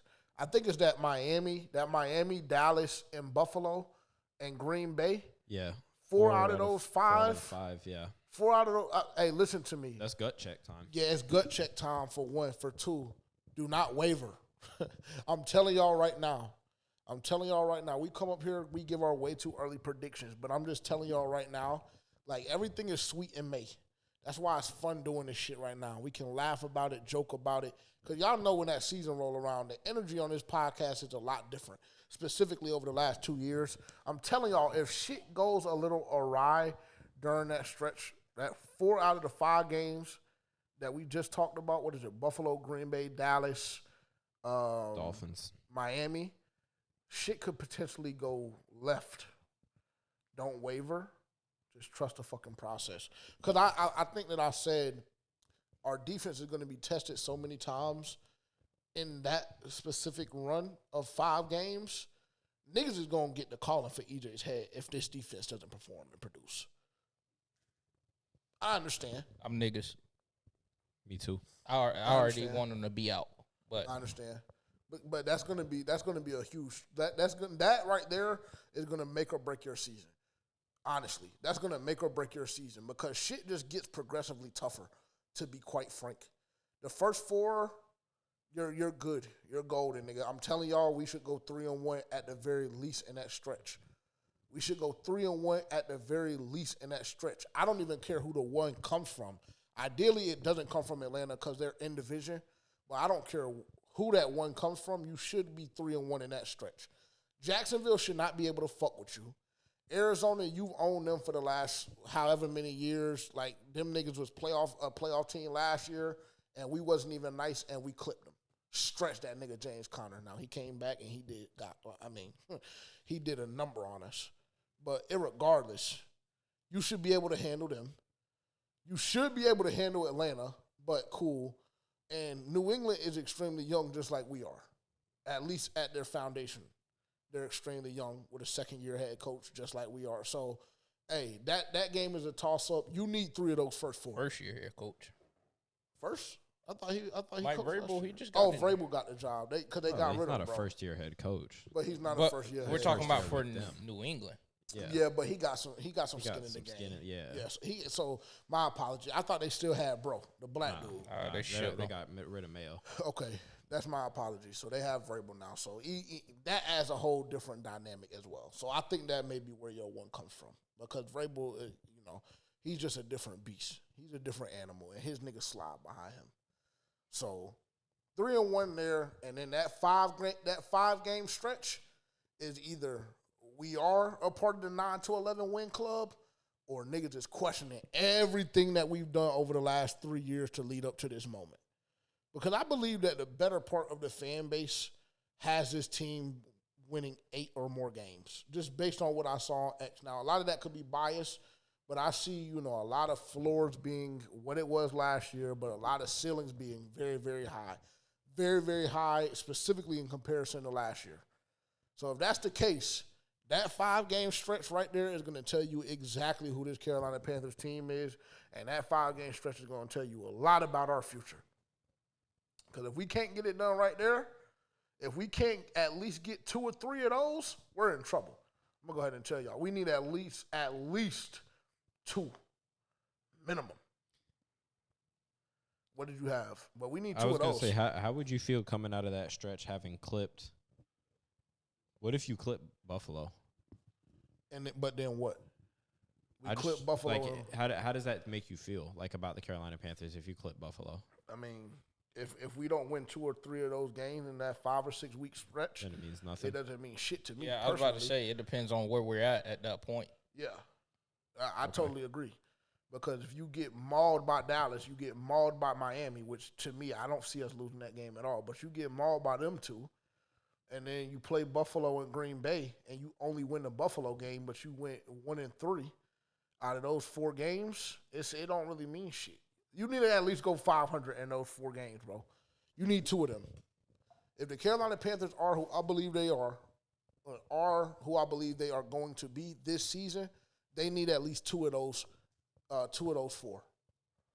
There's just no conversation realistically to be had. Show me.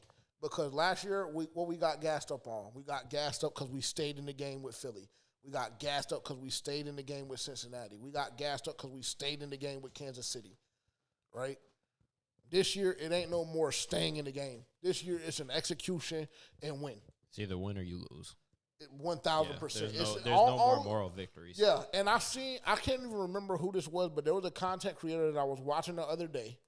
And because I know that y'all looked at me crazy, and I know that y'all just had flashbacks of the way I was chatting on Bryce's top the first year and a half of his career. But I seen somebody a content creator make a similar comment to what I made last year about no more excuses for Bryce Young. And for me personally, it's not just Bryce Young. It's damn near the whole team. Even though I know that we're extremely young. And that's kind of why things kind of get convoluted a little bit sometimes and just a little jaded. Because we are extremely young, but this fan base has just been dying for something to get behind and kind of get back on the bandwagon, so to speak, of the Carolina Panthers and being in full support of the team. That 5-game stretch, I'm telling you, that 5-game stretch is going to make or break the Carolina Panthers for this season. And you almost can't even look into 2026, but I'll go slow because it is still only going to be the first half of the season. Well, that shit going to be tough. I mean, still, like, speaking on the Bryce situation, it's going to be coming up, like, not too long from now that he's going to have to be in contract talks. 1,000%. Brock Purdy just signed a big deal. I'm sure the way C.J. Stroud has been playing that probably after this year, he'll be starting to have some talks. So, I mean, there's still going to be – those conversations are going to have to be had. And depending on how Bryce plays, those conversations are going to come sooner than later. So that's also something to think about as well because this is going to be, what, year 3? Yeah, this is year 3 right here, and we'll be going into year 4. Yeah, so I mean, it's yeah. Because if you want to have contract talks, but you haven't thrown for no more than 2750 in your whole career, and you don't got no bodies on your belt. And when I say bodies on your belt, I mean a Jordan, I mean a Dak, I mean a Pat, I mean a Josh, I mean the list goes on and on. Even a Jared Goff in Detroit. You don't got none of them bodies on your belt, and we talking contract, yeah. And then that's when shit will hit the fan. Fortunately, but it's going into year 3. He was a first-round pick, so you have your 5th-year option on him. And then you have 2 franchise tags that you can slap on him. So, like, really, you're a hostage for 8 years, regardless of how you look at it. Yeah, he might be a hostage, but that's not going to be something that the fan base or the front office is going to want to be attached to, especially if you're not winning ball games. 1,000%. Right, but you only have to pull that out if you're kind of still – if we're still in limbo on Bryce Young after this season. Yeah, that's what we were saying. Yeah. Like, this season is going to mean a lot. Let's make because – we were just saying, 100%. No excuses. 100%. Yeah, you got other quarterbacks like C.J. Stroud. He's going to be coming into contract talks just being based on the way that he played. Brock Purdy just got paid. So, like, after this year, those conversations start to get closer and closer and closer. And I would say after 3 years of a quarterback, like, you pretty much know, like, what you have and what you don't have. Fortunately enough for Bryce, though, that's a little bit different from him with, like, a Sam Darnold or, like, a Justin Field name any of these other quarterbacks that we've thought about as, like, or that have been first-round picks over the last couple of years that have been shipped – Baker Mayfield. Well, I'm going to leave Baker out because I think that was a little bit of a different situation in Cleveland there. But like a Sam Darnold, like a Justin Fields, like a – what's the one that you hate? What's his name? Mac Jones. Like a Mac Jones is fucking horrible. He's terrible. I'm just naming first-round quarterbacks here. My bad. That were, like – supposed to be the next guy on their teams, on their respective franchises at one point or another. The difference with those guys and Bryce, in my opinion, is Bryce has shown that he has it. Those guys, I don't really feel like ever showed that they had it. And I feel like Bryce has shown that he does. I would say that I don't know. I would say that Justin Fields did. I would say that the Bears gave up on him. Because he wasn't in the same situation that Caleb Williams came into. Speaking of Caleb Williams. Yes and no.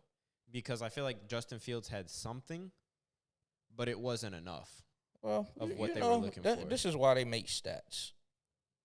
And this are we going to compare? Can we compare their rookie years? This doesn't have to be drawn out for a long time, but I just want to see. Are we going to compare their rookie years? I mean, we compare. I mean, the simple fact of the matter is the Carolina Panthers have done everything in their power to surround Bryce Young with the talent that he needs to be successful on the offensive side of the ball. 100%. And he will be. He will be. I mean, I have faith in him. But there's going to be he can. Yeah, well, and you know what? I pray to God that you're right. because I don't want to get back on my hate and shit, but I'm just telling you that there's going to have to be a conversation had if after year 3 we're looking at a 6-11 ball club and Bryce Young didn't do what was necessary to win more than that. If he does what he's supposed to do, and we still lose 11 ball games, then EJ will be gone, and we're going to reassess that defense in totality. There's the physical side of the game. Do you have all the intangibles to be able to be a professional athlete? There's that. But there's also the mental aspect of the game. It is being able to understand and process what's going on in front of you and get into a flow of an offense and combine the physical with the mental. And Bryce Young has shown that he can do that. Bryce Young has shown that he can get a grasp on Dave Canales' offense. Bryce Young has shown that he can throw the ball with anticipation once he got over that little turnover issue that he had at the early start of his career. When he slowed his feet down, he trusted his eyes, he trusted his reads, and started putting the ball exactly where the fuck he needed to and started looking like the point guard that was advertised when he came out.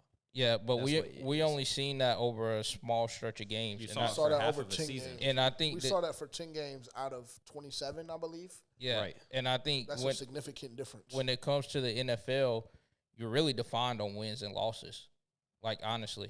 So if you can have all of that, but unfortunately, if you're not winning games for that franchise, then they're going to, like, something else has to be addressed. So let me ask you this. How many more wins does he have, and how many more bodies does he have if XL doesn't fuck off the way he did? I mean, listen, with all due respect, listen, because I understand what you're trying to do. But I understand what you're trying to do, but honestly, unfortunately, come week 4 or 5 of this season, that shit is not going to matter. It don't matter. It just matters what that win and loss column says. Because I can't go back and look and think about 2018, 2019, when we won, 6 or 7 ball games, whatever we did in that particular year, and tell you why we lost the games.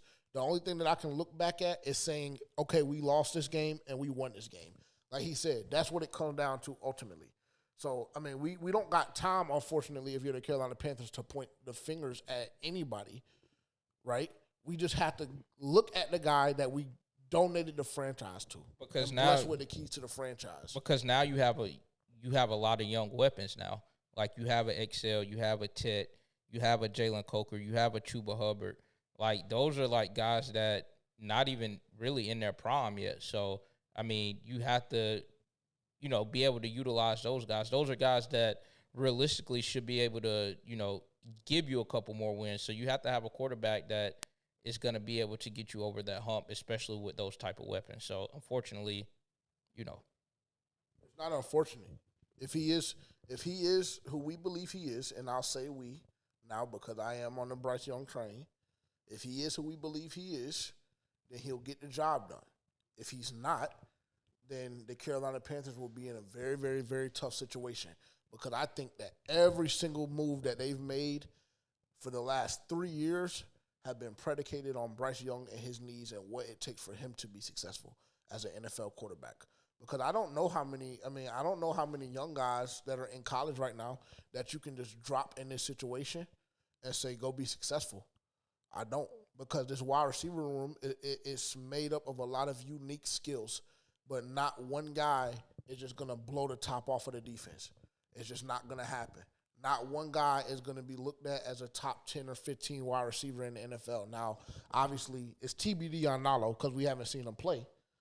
But I think that everything the Carolina Panthers have done up to this point has been to benefit Bryce Young and what he needs around him and what he's told the franchise that he needs around him to be successful.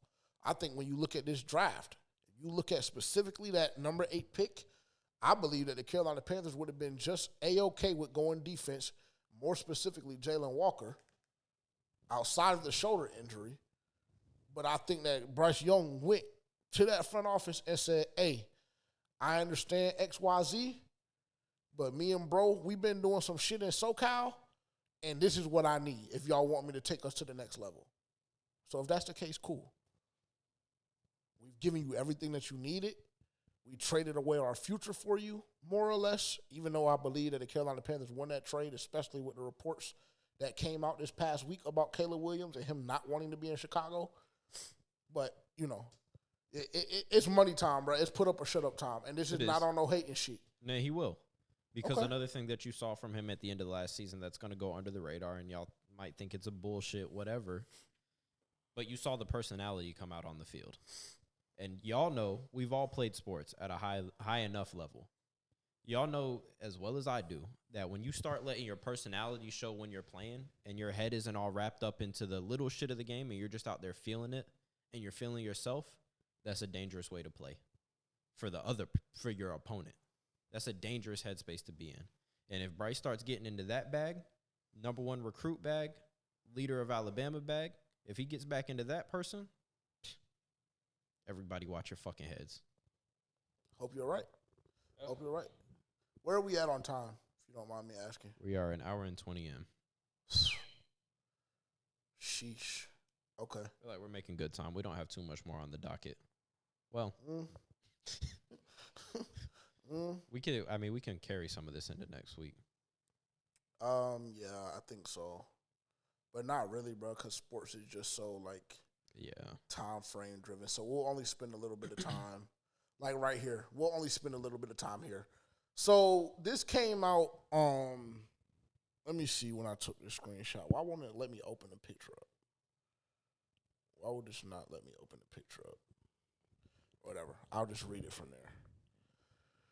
This was from NFL Rookie Watch, and this was just not from them at all. I mean, just them specifically. This was something that a couple of beat reporters released that follow the Carolina Panthers, just sources, quote unquote, around the NFL had this to say about rookie minicamp. Jimmy Horn Jr.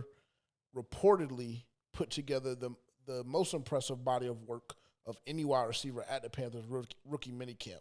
So just taking that sentence, that is a phenomenal thing for a Carolina Panthers fan, and that's also very, very alarming. That's very, very alarming. Now, of course, we're in shorts and T-shirts, and the full team ain't even in the building. But that's very, very alarming and very, very good because it's a double-edged sword. Because if he was looking better than Nalo, that is a problem, and that is an issue for me personally. I don't know how Terrence feels about that.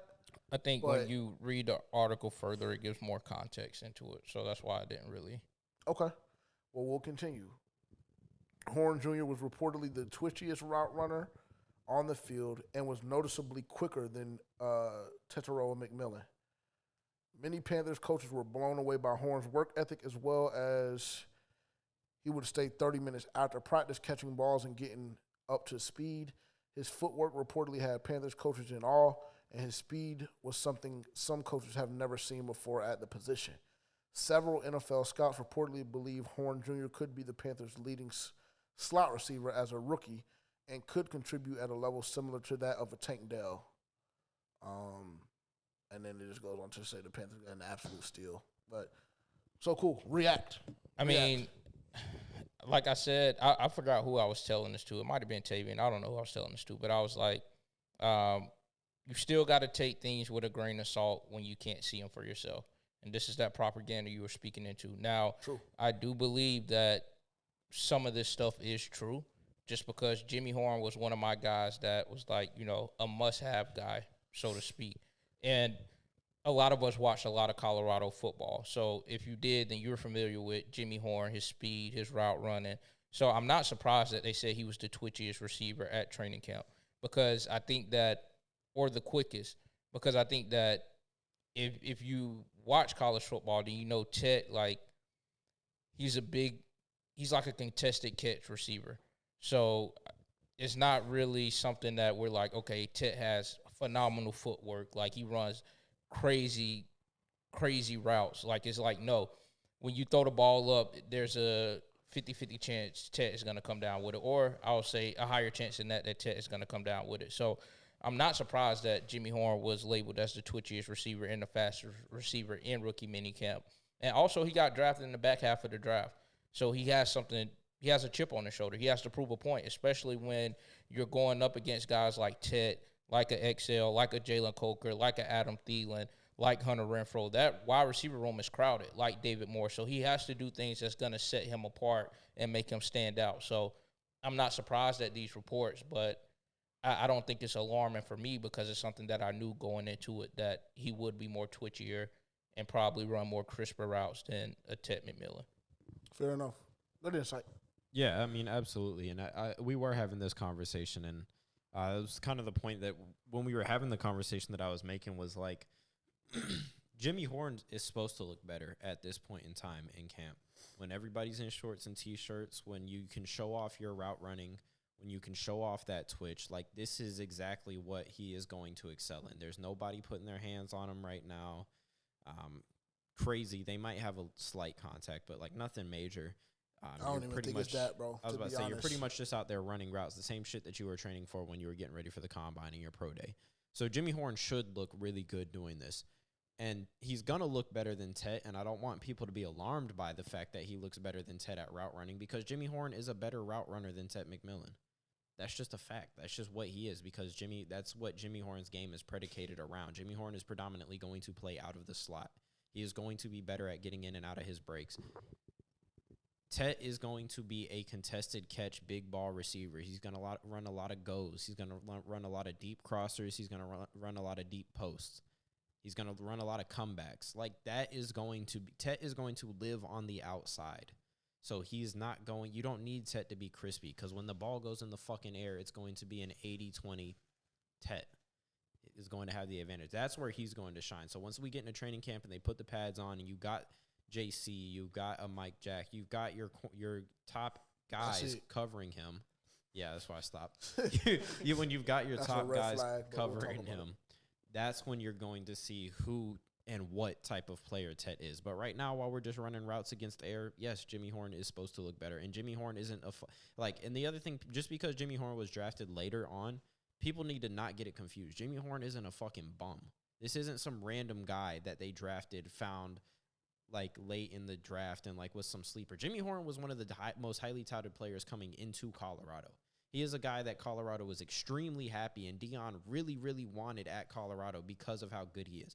And if y'all look at Thomas Davis and Deebo Samuel talk about Jimmy Horn before the draft, both of these guys who are Pro Bowl, all-pro caliber players talked about watching his film and talked about how good of a player Jimmy Horn is. Jimmy Horn is not a scrub, and this shouldn't surprise anybody. Cool. I won't add anything to it, to be honest, for the second time. Like, well, you know what? Actually, I will. This goes to support my ideology regarding Adam Thielen. And I don't give a fuck. Like, I honestly am to a point where I don't give a fuck about how y'all feel about it in the comments. I don't give a fuck how Dylan feels about it because he's been one of the biggest, like, advocates for this nigga. We just have to, like, just slow down and stop, like, crowning niggas that really don't deserve it. And I'm telling y'all right now that Adam Thielen is going to be fighting for a roster spot in this Carolina Panther organization this summer. I'm telling y'all right now. Is he going to get cut before June 1st? Absolutely not. He's not. It's not happening. I get it. Yeah, we talked about the cap space and everything like that. The cap hit, what you could potentially save, whatever the case may be. But these reports, I'm trying to tell y'all, bro, I don't want y'all to be surprised if it happens, and I don't want people to be up in arms about it.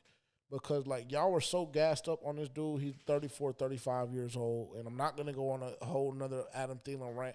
But I'm just telling y'all that Adam Thielen should be a little alarmed. He should. This is not the report that Adam Thielen wanted to see coming out of rookie minicamp. It's just simply not. When your coaches are coming out saying this is the fastest receiver we've ever seen, and the report said that this is the fastest guy that they've seen in this position group, that's a tad bit alarming if you're Adam Thielen. I'm just going to keep it a buck. What did you have? You sounded like you had something. No, okay. I was just letting you go off. Oh, I was yeah, just going to tell them in the chat, like, y'all let us know how you feel. Spam AT in the chat if you want to see Adam Thielen continue with the team. Spam JH in the chat if you want to see Jimmy Horn take over that spot. I mean, yeah. Voice y'all opinion. It's just like, bro, like we have to, like Dave Canales and his coaching staff is just so hellbound on getting younger and molding these players into being guys that they want and guys that they feel are going to be beneficial for the brand and the style of football they want to play. I'm just trying to tell y'all, bro, I understand that y'all don't like it. I understand that, y'all be on my top. I understand. I get it. But I'm just telling y'all to listen. You say it's going to be in my old yellow room? Yeah, bro, because I got 4. I got 4, bro. I got 4. Unfortunately, like everybody wants to talk about Adam Thielen, and I know what he's done. But I got 4 right now that should be like locks if we're talking about what that training camp roster should look like. No injury existing. Coker, XL, Nalo, and Jimmy. Jimmy. That's 4 already. Yeah. Now, depending on how many receivers they want to bring on, then cool. I understand and I respect it, and I admire the grind that Adam Thielen has put in. But I'm just telling y'all, and like I said, I won't go on a whole nother long rant. But y'all keep claiming and acting like I'm crazy and saying that it can't happen because X, Y, Z. And I'm just trying to tell y'all niggas that it can happen because of X, Y, Z. But I digress. Shout out to Jimmy Horn. Nigga said, I'm ready, right? Yeah, that's what we need in this bitch. That's what we need. Let's see. Let's go here. Or do y'all want to go ahead and do juice? Let's go ahead and do juice. Break up the monotony a little bit. I don't have a ticket ready, so I hope y'all do. I got mine. Perfect. And I'm going to start with, one second. I'm going to start with Dylan's ticket for this week. By the way, in case y'all missed it, my ticket did smash last week. So it'd probably be a good idea to follow my ticket this week as well. Just saying. What is your record? He has 1 win, just like everybody else. We're all tied. I'm tied for first place. Dylan doesn't have his win. Oh. Dylan doesn't have a first. Dylan doesn't have one. What a slow start for the champ. Facts. Super Bowl Dylan's hangover. ticket for this week. Adam Thielen to win Offensive Player of the Year. Plus 60,000. 60,000? 6,000? So he just. Let's We're making a throwaway ticket this week, Dylan? Yeah, I guess that's what he's doing. Yeah. Sorry. Plus 50,000. That's pathetic, Dylan. Jesus Christ. Are we that emotional about the Adam Thielen? Hey, you know what? Give it a fucking break. But that's his ticket. Adam Thielen to win Offensive Player of the Year plus 50,000. Well, that's a loss, so he won't be winning this week. Yeah, don't tell that shit. If you know anything that's good fade. Yeah. Take the field. Even though the field in that situation would be absolutely worthless, take the field. Terrence, you're up. All right. Hold on. I want to add something to mine. Give me 1 second. I'll take it. My ticket's ready. Okay, go ahead. Very, very simple this week. Coming off a win again. Just want to reemphasize that. Coming off a win. Did I say that? Coming off a win. All right, enough, bro. All right, my fault. Give My it a fault. break. My fault. Coming off a win. I'm dealing it again with another 2-leg for y'all. Plus 541. I've got the Carolina Hurricanes over the Florida Panthers. That's going to be a tough one. The Florida Panthers do have the Hurricanes number in the last couple of seasons. However, they got to come into Raleigh, and we got some shit for them. I just think this year is going to go a little bit different for us. And then I've also got the Minnesota Timberwolves upsetting the Oklahoma City Thunder in the very first game of that series. Plus 541. Lock. Did I tell y'all I won last week? I'm about to win again. Oh, my God. All right. I did a little too much on my first one, so I sent another one in the chat. But I have the Knicks money line against the Pacers, the Canes money line against the Florida Panthers, Dodgers money line against the Diamondbacks, and then OKC beating Minnesota. That's plus 535. Lock that in. Not terrible. Should hit. Not terrible at all. I'm not mad at that. I have the Carolina Hurricanes beating the Florida Panthers in Game 1 tonight at 8 p.m. Eastern. We blazed the time earlier. 8 p.m. Eastern tonight. Got the Hurricanes winning that game. I have the Dallas Stars beating the Oilers in their first matchup on Wednesday. Tuesday, I have the Minnesota Timberwolves covering 7.5 against the Oklahoma City Thunder. And I have the New York Knicks money line against the Indiana Pacers to kick off the Eastern Conference Finals. That is a plus 880. Plus 880. Get that in. I think that's a very, very admirable and respectable and good ticket, to be frank. But, I mean, you know, I guess we're supposed to think that since we're giving y'all plays, right? We would assume so. But sometimes I put tickets in and I just have a feeling that they're just going to get fucked off somehow, some way. Maybe I shouldn't be telling them that. But then again, I mean, we don't have a deal. We don't have a sponsorship. We don't have a partnership. So it's what it is. Let's go to this real quick. Jalen Ramsey.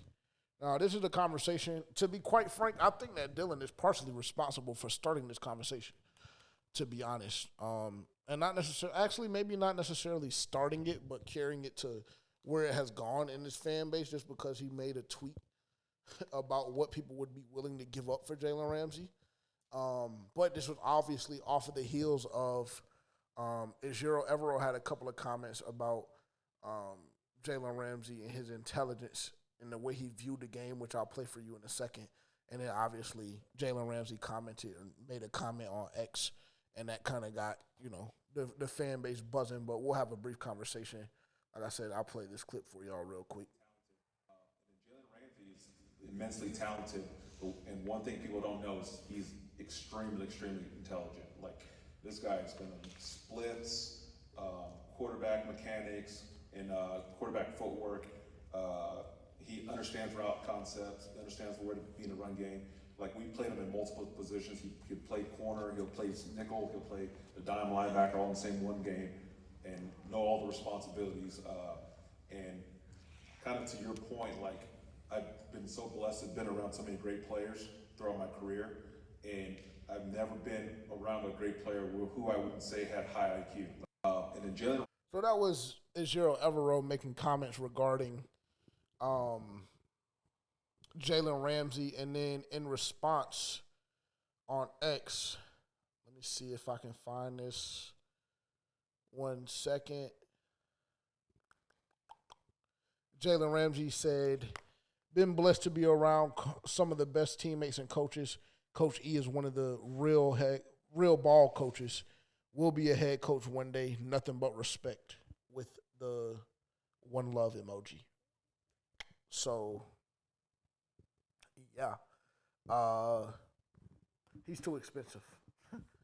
He's too expensive for my liking, personally. It's a lot of money to have tied up in the secondary. Do you need another cornerback? 1,000%.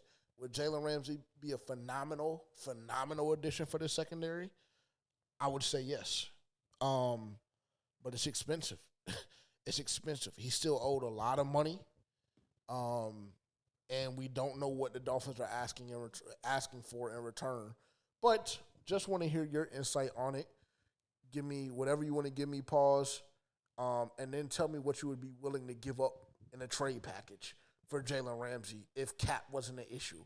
Because obviously, I mean, we have a wizard in the front office that deals with that kind of shit. Yeah. So we can make the cap work. I just think it's expensive when the year that you potentially could make a Super Bowl run is 2026. But yeah, I digress. I think the same along the lines as you. I think it is too expensive. I don't know what that contract is, but I'm assuming it's pretty high up there, especially, you know, you're already paying Jaycee Horn. You just paid Chuba. So, yeah, I think it's a little bit too expensive than what we can offer. As far as, like, what I would give up in the trade package, maybe a fourth, something like that. But he would be a great addition, but I still think that, you know, you have the opportunity to go get, you know, someone else that, you know, could be serviceable. But Jalen Ramsey would put you over the top. But I think something else that you have to consider is, I mean, I've been seeing reports personally of the Dolphins maybe moving him to safety just because, like, he doesn't have that same, I guess, like, that same man-to-man cornerback skills that he possessed a few years ago. So I think that's something that you have to take into account as well. But I think that if you do acquire a player like Jalen Ramsey, he does wonders for your team. But like you said, I'm not willing to take on that contract, whatever that is, because I'm pretty sure it's pretty hefty. Yeah, I think it's like It's actually it's not as bad as you guys would think. And shout out to there's a guy named Tom Downey over at Chat Sports. It was always pretty he's really good at like keeping player contracts, keeping up with player contracts and kind of breaking them down. And he broke down the Jalen Ramsey contract in a video that I was watching of his earlier. And it's actually very manageable in the sense of, especially this year against the salary cap, because the majority of his contract is going to be paid out this year on day one of the salary. So it's a lot of cash and it's front loaded. So you pay him all his money up front, which is like $25 or $26 million.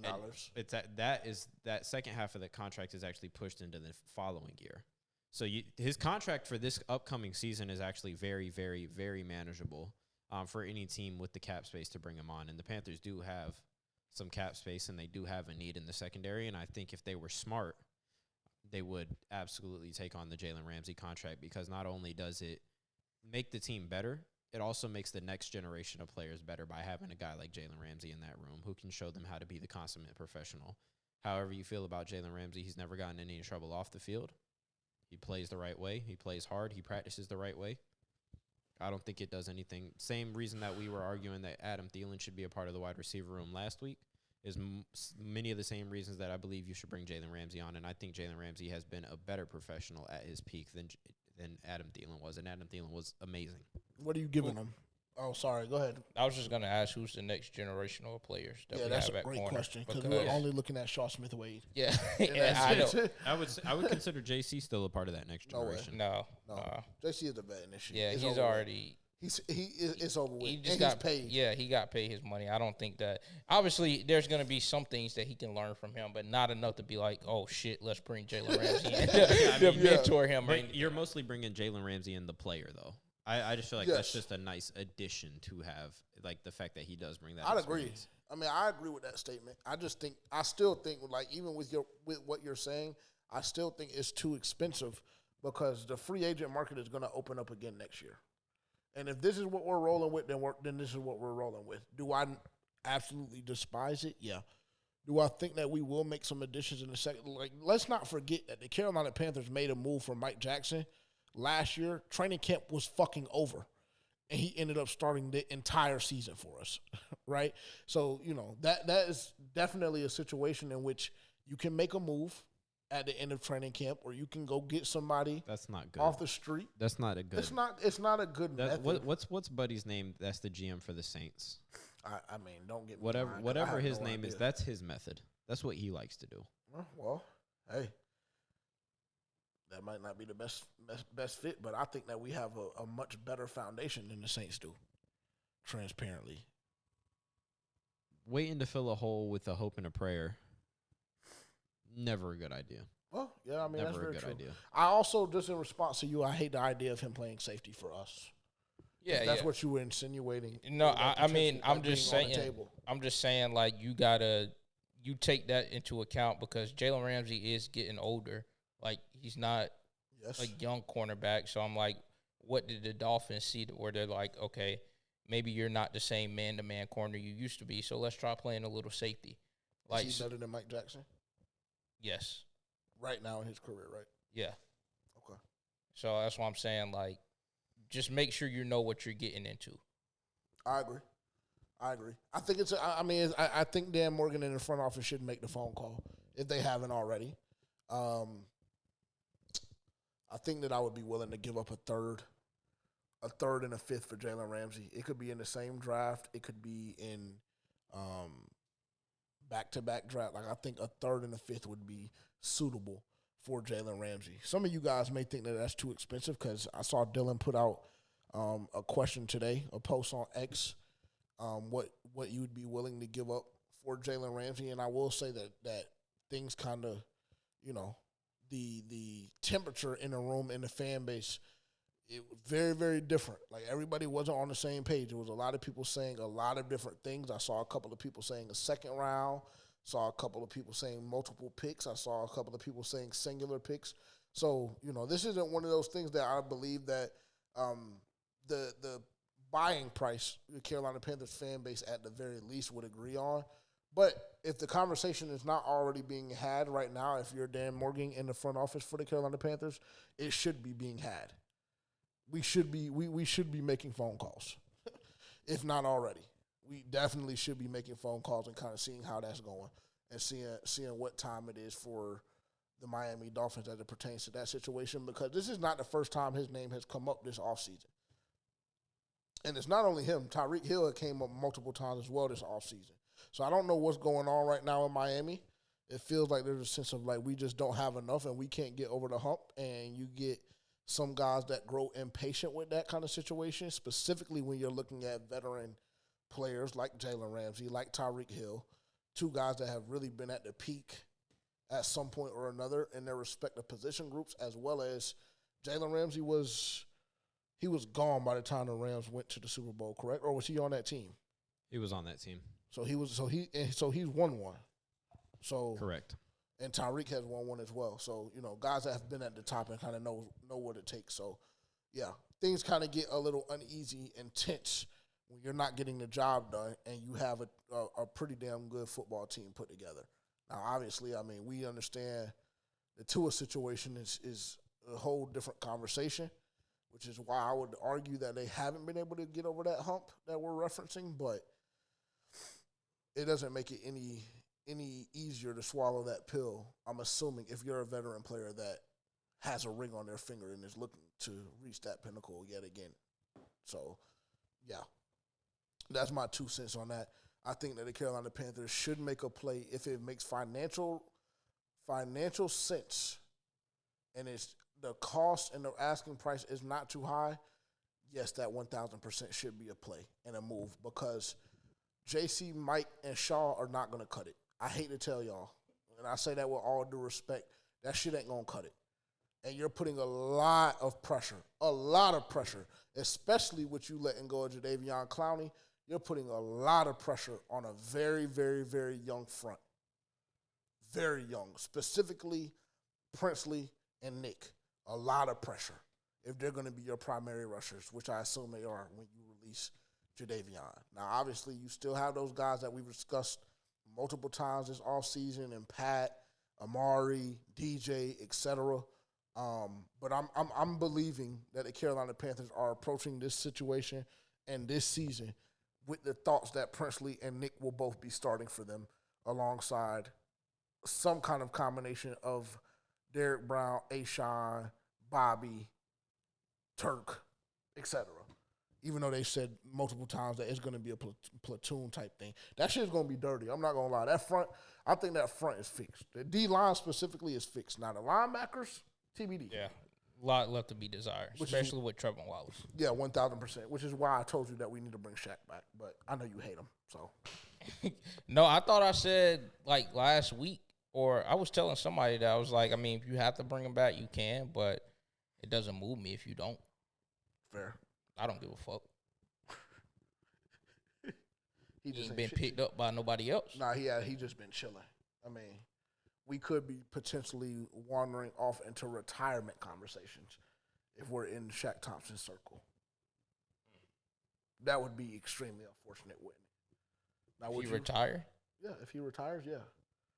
That would be unfortunate. Why? Because I think he still has a lot of great football left in his bones.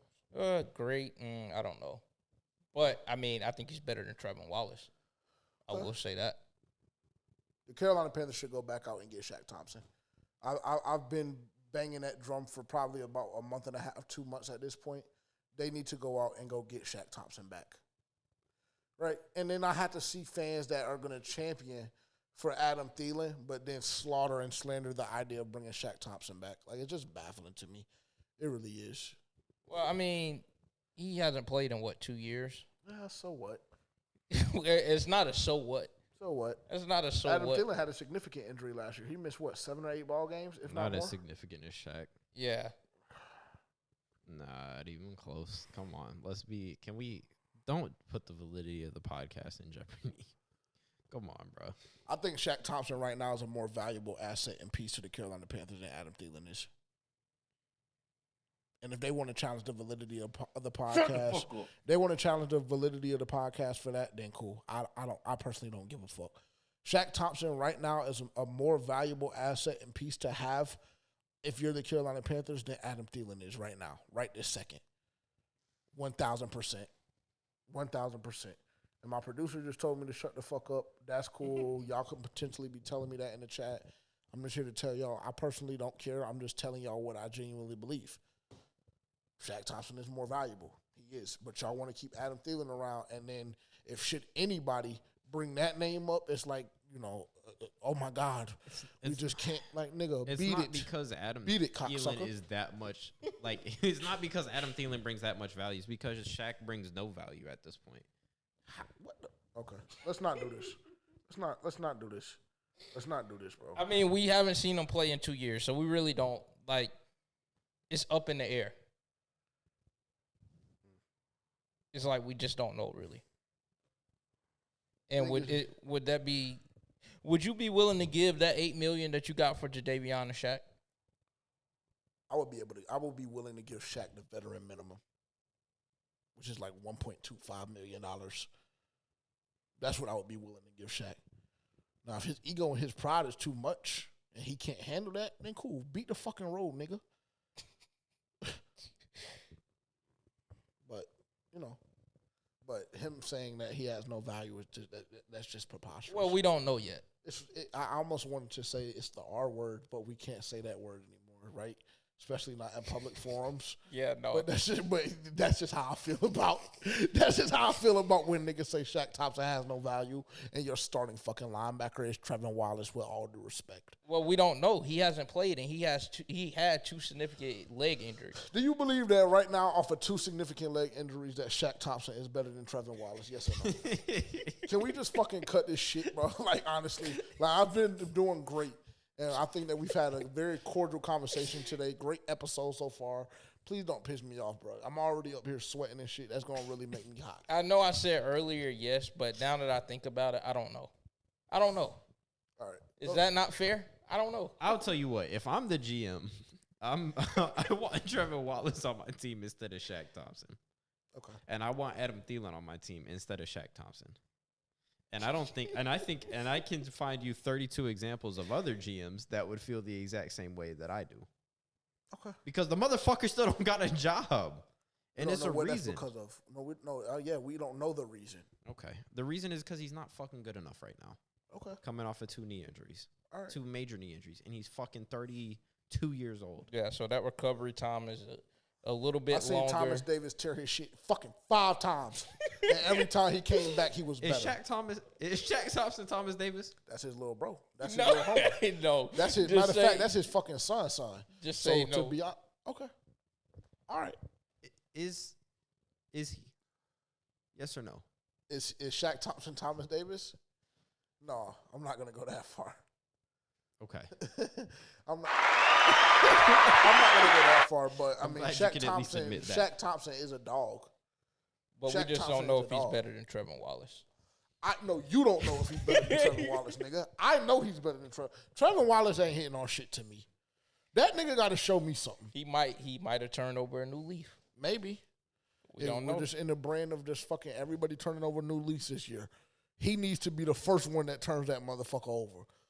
Because I got my eye, especially, boy, I've been watching more and more film, nigga. Go ahead. Go to the restroom. Take your break. Cool.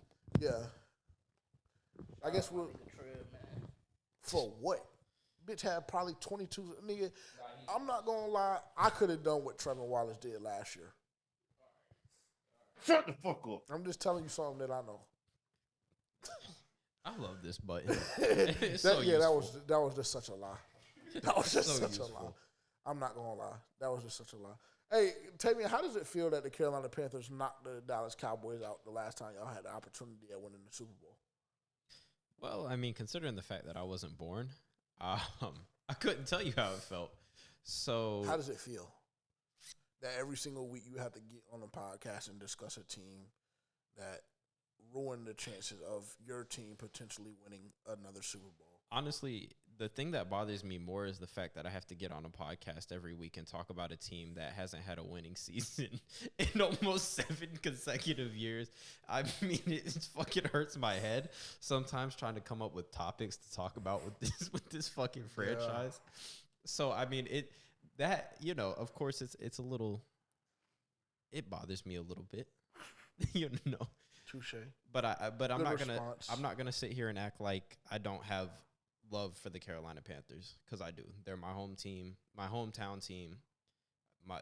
Two of my brothers are diehard fans, and I spend more time than I would like to with my life speaking about this franchise, and they have grown on me. We love to see that.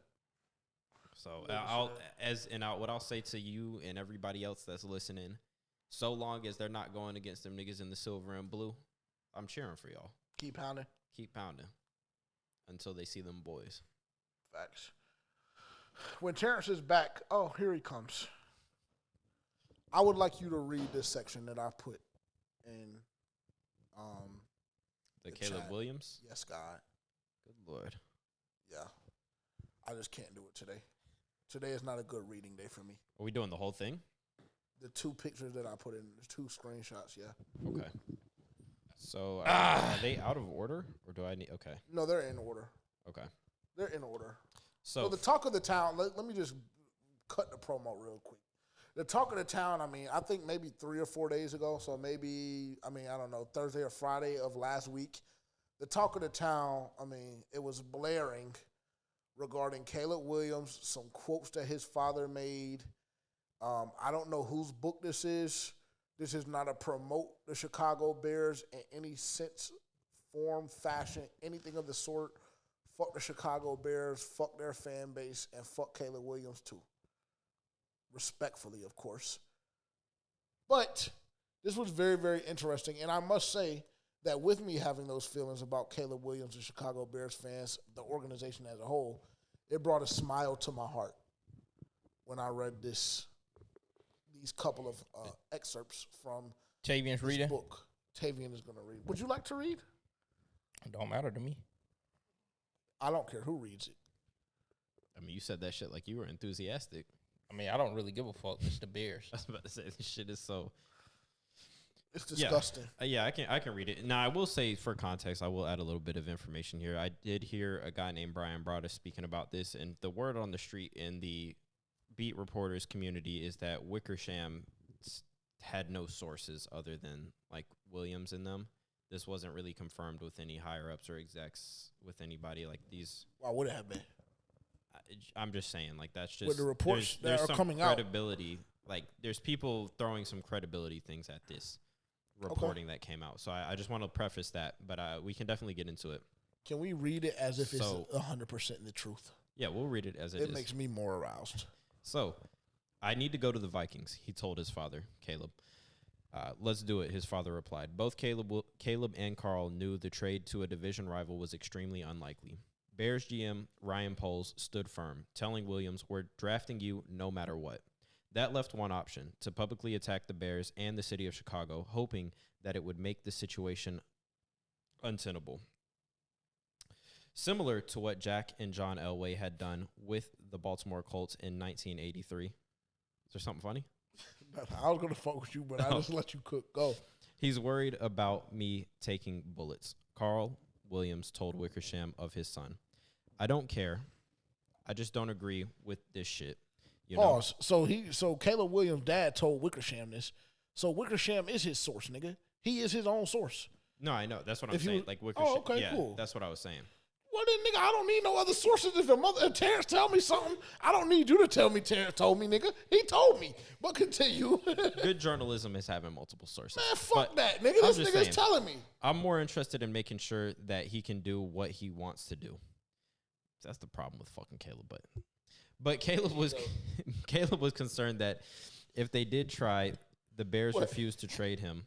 It would make a tough situation worse. In the end, Caleb Williams told Wickersham, "I wasn't ready to nuke the city." Good for him. Caleb Williams was so concerned about being picked by the Chicago Bears in 2024 that he and his family weighed blowing up the entire NFL draft, consulting with a lawyer to figure out a way around the league's collective bargaining agreement while considering signing with the United Football League. Details from a forthcoming book reveal. Chicago is a place where quarterbacks go to die. Carl Williams, Caleb's father, told Seth Wickersham, author of American Kings, a biography of the quarterback, in the months before the 2024 draft. Go. I mean, I don't really know what's to be said here. Absolutely, Like, honestly, nothing. yeah. I just wanted to take this time to kind of just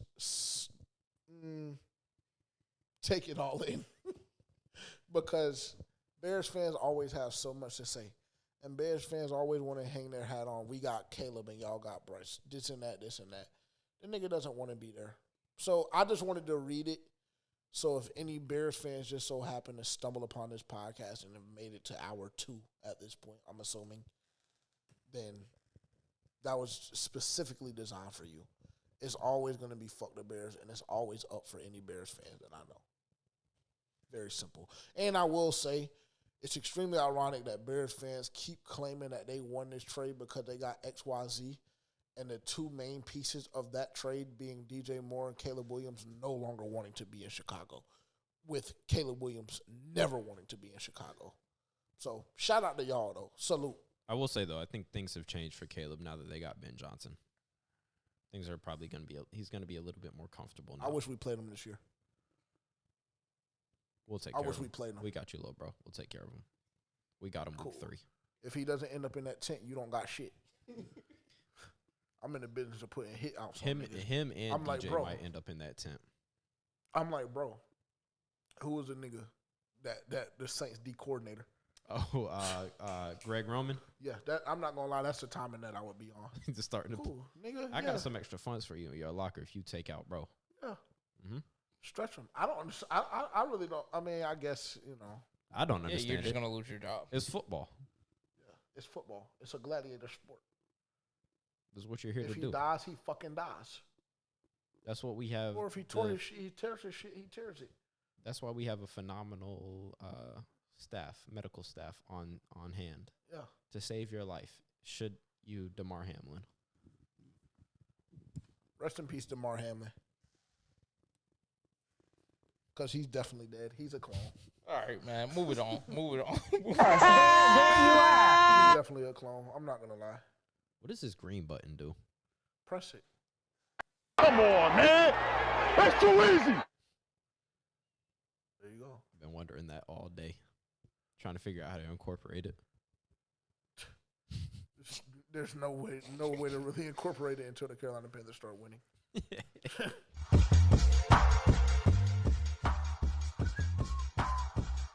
All right, who wants the ISO first? I don't really have shit this week. I don't really have anything, but I can make Actually, something. I do have something. It is going to be very, very quick. Shout out to the New York Knicks. That's it. That's my 2-minute warning this week. Okay. Actually, no, I have a little bit further to go. Since this is a football pod and we don't really have the opportunity to talk NBA basketball. Do we need to start your timer? Yeah, sure. I mean, it's not going to be that long, I promise. The Cleveland Cavaliers are pussy as hell. That's the only thing that I'm going to say as well. Shout out to the New York Knicks, and the Cleveland Cavaliers are pussy. Donovan Mitchell is damn near worthless. Shout out to the Pacers. Y'all helped me lock in last week when everybody laughed at me. That's very true. That is very true. Shout out to the Pacers, and more specifically, shout out Pascal Siakam. He will always have a deep place in my heart. He brought me a championship. So for that, I am forever indebted. Or shout out to him and Kawhi. All right, I'll go. The only thing I wanted to mention, I don't know if y'all seen where Keith Lee came to North Carolina, and Shout out Keith Lee. I guess, yeah, shout out Keith Lee. He came to North Carolina, and I don't know who the fuck recommended him to cook out, but that in itself was just disgusting. But then he goes to cook out. I mean, he was shitting all on him. He goes to cook out and gets a walking taco. Like, why in God's name? Yeah, he got the worst possible shit. Like, why in God's name you would get that when you go to cookout? He disregarded the white cheddar bites. He disregarded the quesadillas. I mean, the lemonade, the sweet tea. He just went there and got straight bullshit and then just shitted on them. And he didn't ask for no Cajun seasoning on his fries. So they just gave him some bland fries. And everybody knows there's not too many people, unless you're a complete fat ass, excuse me, anybody out there who likes cookout, in the middle of the fucking day. That's a late night, nothing else open, coming from the club, drunk as hell, Like, that's what kind of meal that is. That's not a meal to be doing as a food review for a foodie. It's just not. But shout out Keith Lee. Shout out Keith Lee. Yeah, and Big Boy that he was with led him astray. He let him get a corn dog. But he's funny as hell, though. I don't watch some of his videos. He be tweaked out when he be eating. He didn't get the honey mustard from the back neither. No, he didn't. Yeah, long story short, hey, Keith Lee, if you ever see this for whatever reason, you fucked off. That was not an honest review of Cookout. Even if you're sober, that was not an honest review because you didn't even give yourself a fighting shot for some drunk food. It was just a damn mission. All right. Well, also, I want to say this, and then I'll let you go. I'm sorry. I had to add this because I fucked up last week. I was swearing that it was Cassie that was croaked. It was not Cassie. The cast told me that. So thank y'all for that. Kim Porter. Kim Porter was the woman that I was thinking about. Kim Porter is 1,000% in the dirt. So my apologies. Rest in peace of Kim Porter. And I shouldn't have said it like that. Yeah, that was terrible. I know. I'm sorry. Rest in peace of Kim Porter. That's who I was referring to last week. Shout out to I think it was Chef. Shout out Big Chef that gave me that information.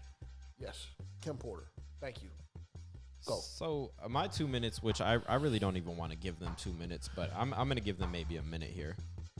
I am so sick of the Boston Red Sox front office. They have been fucking this team off 5-way sideways for like the last 7 or 8 years. I mean, it's just, oh my God, it's unbelievably bad. Like, they've had a glaring need for a pitching, for a bullpen, for any semblance of something good at the pitching position, and they have yet to cover their bases in any of the last couple of off seasons. And I just don't get it. Like, you have plenty of bats on your roster. The fielding it's not the best in the world, but you can certainly win with them.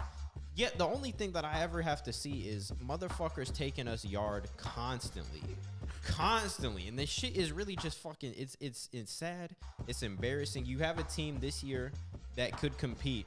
Had you have done what you were supposed to do and go out and get some fucking pitchers this offseason, and you just sit there and you do the same shit every fucking year. You know, the definition of insanity is doing the same thing over and over again and expecting a different result. And the motherfuckers never want to put together a viable option of a bullpen. And I'm really fucking sick of it. It makes the game so incredibly hard to watch. Why do I have to watch Rafi slam a fucking grand slam early in the game and then watch my team get dragged for the rest of the game by the damn Braves?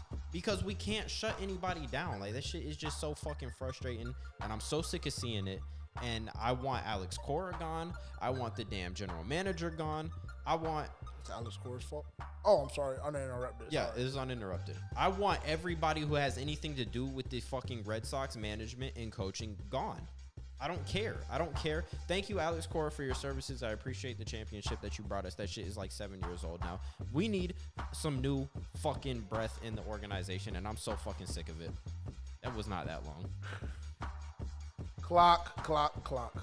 I mean, nigga was never going to get no sympathy from either one of us. It's not for real. This is my 2 minutes to vent about my damn team. But They do look like they're about to clip the Mets tonight, so. That's not saying much. Speaking of clip the Mets. Yeah, they're soft. They're sweet as hell. Oh, and reports have come out that, excuse me, allegedly, Juan Soto wanted to come back to the New York Yankees. Yeah. His family wanted him I to just be a got Met. off the phone with one of my niggas, right? He chose to side with his family. Real day one, not a day ago, he just left the law library. Still don't change no feelings about No. feelings I have. Fuck Towards him. him. Yeah. Fuck him. He gave me some of the best moments of my life as a Yankee fan. And this off season, he decided to snatch my heart out of my chest. Because I just knew that we were going to have 10 years of Aaron Judge and Juan Soto. And that really should turn into about 3 or 4 championships minimum. Should have turned into one last year. Getting Goldschmidt and Cody, not a bad trade-off. They've been playing all right. They've been playing great. They have, but they're old as fuck. Juan Soto is our age. And he's one of the best players in baseball. Hands down, undoubtedly. He doesn't look as happy. Fuck his happiness. Bitch, you went across the river, so cool. And you come into the spot, Subway Series, and we mop you. As we're supposed to. And on the same night, the Knicks reached the Eastern Conference Finals. Go New York, go New York. Knicks fans be turned, boy. They do, bro. It's a movie. It's a movie out there. I want Minnesota to win it all.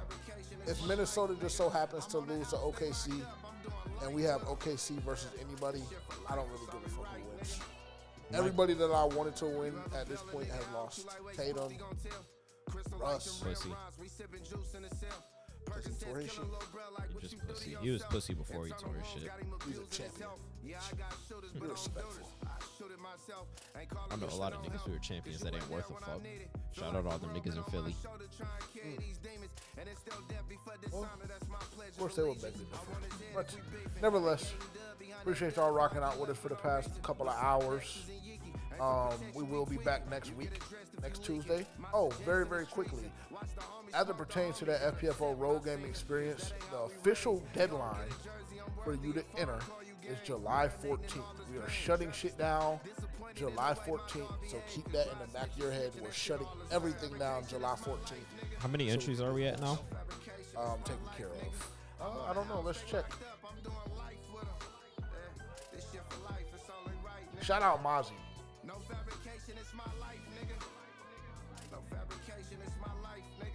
Let's see.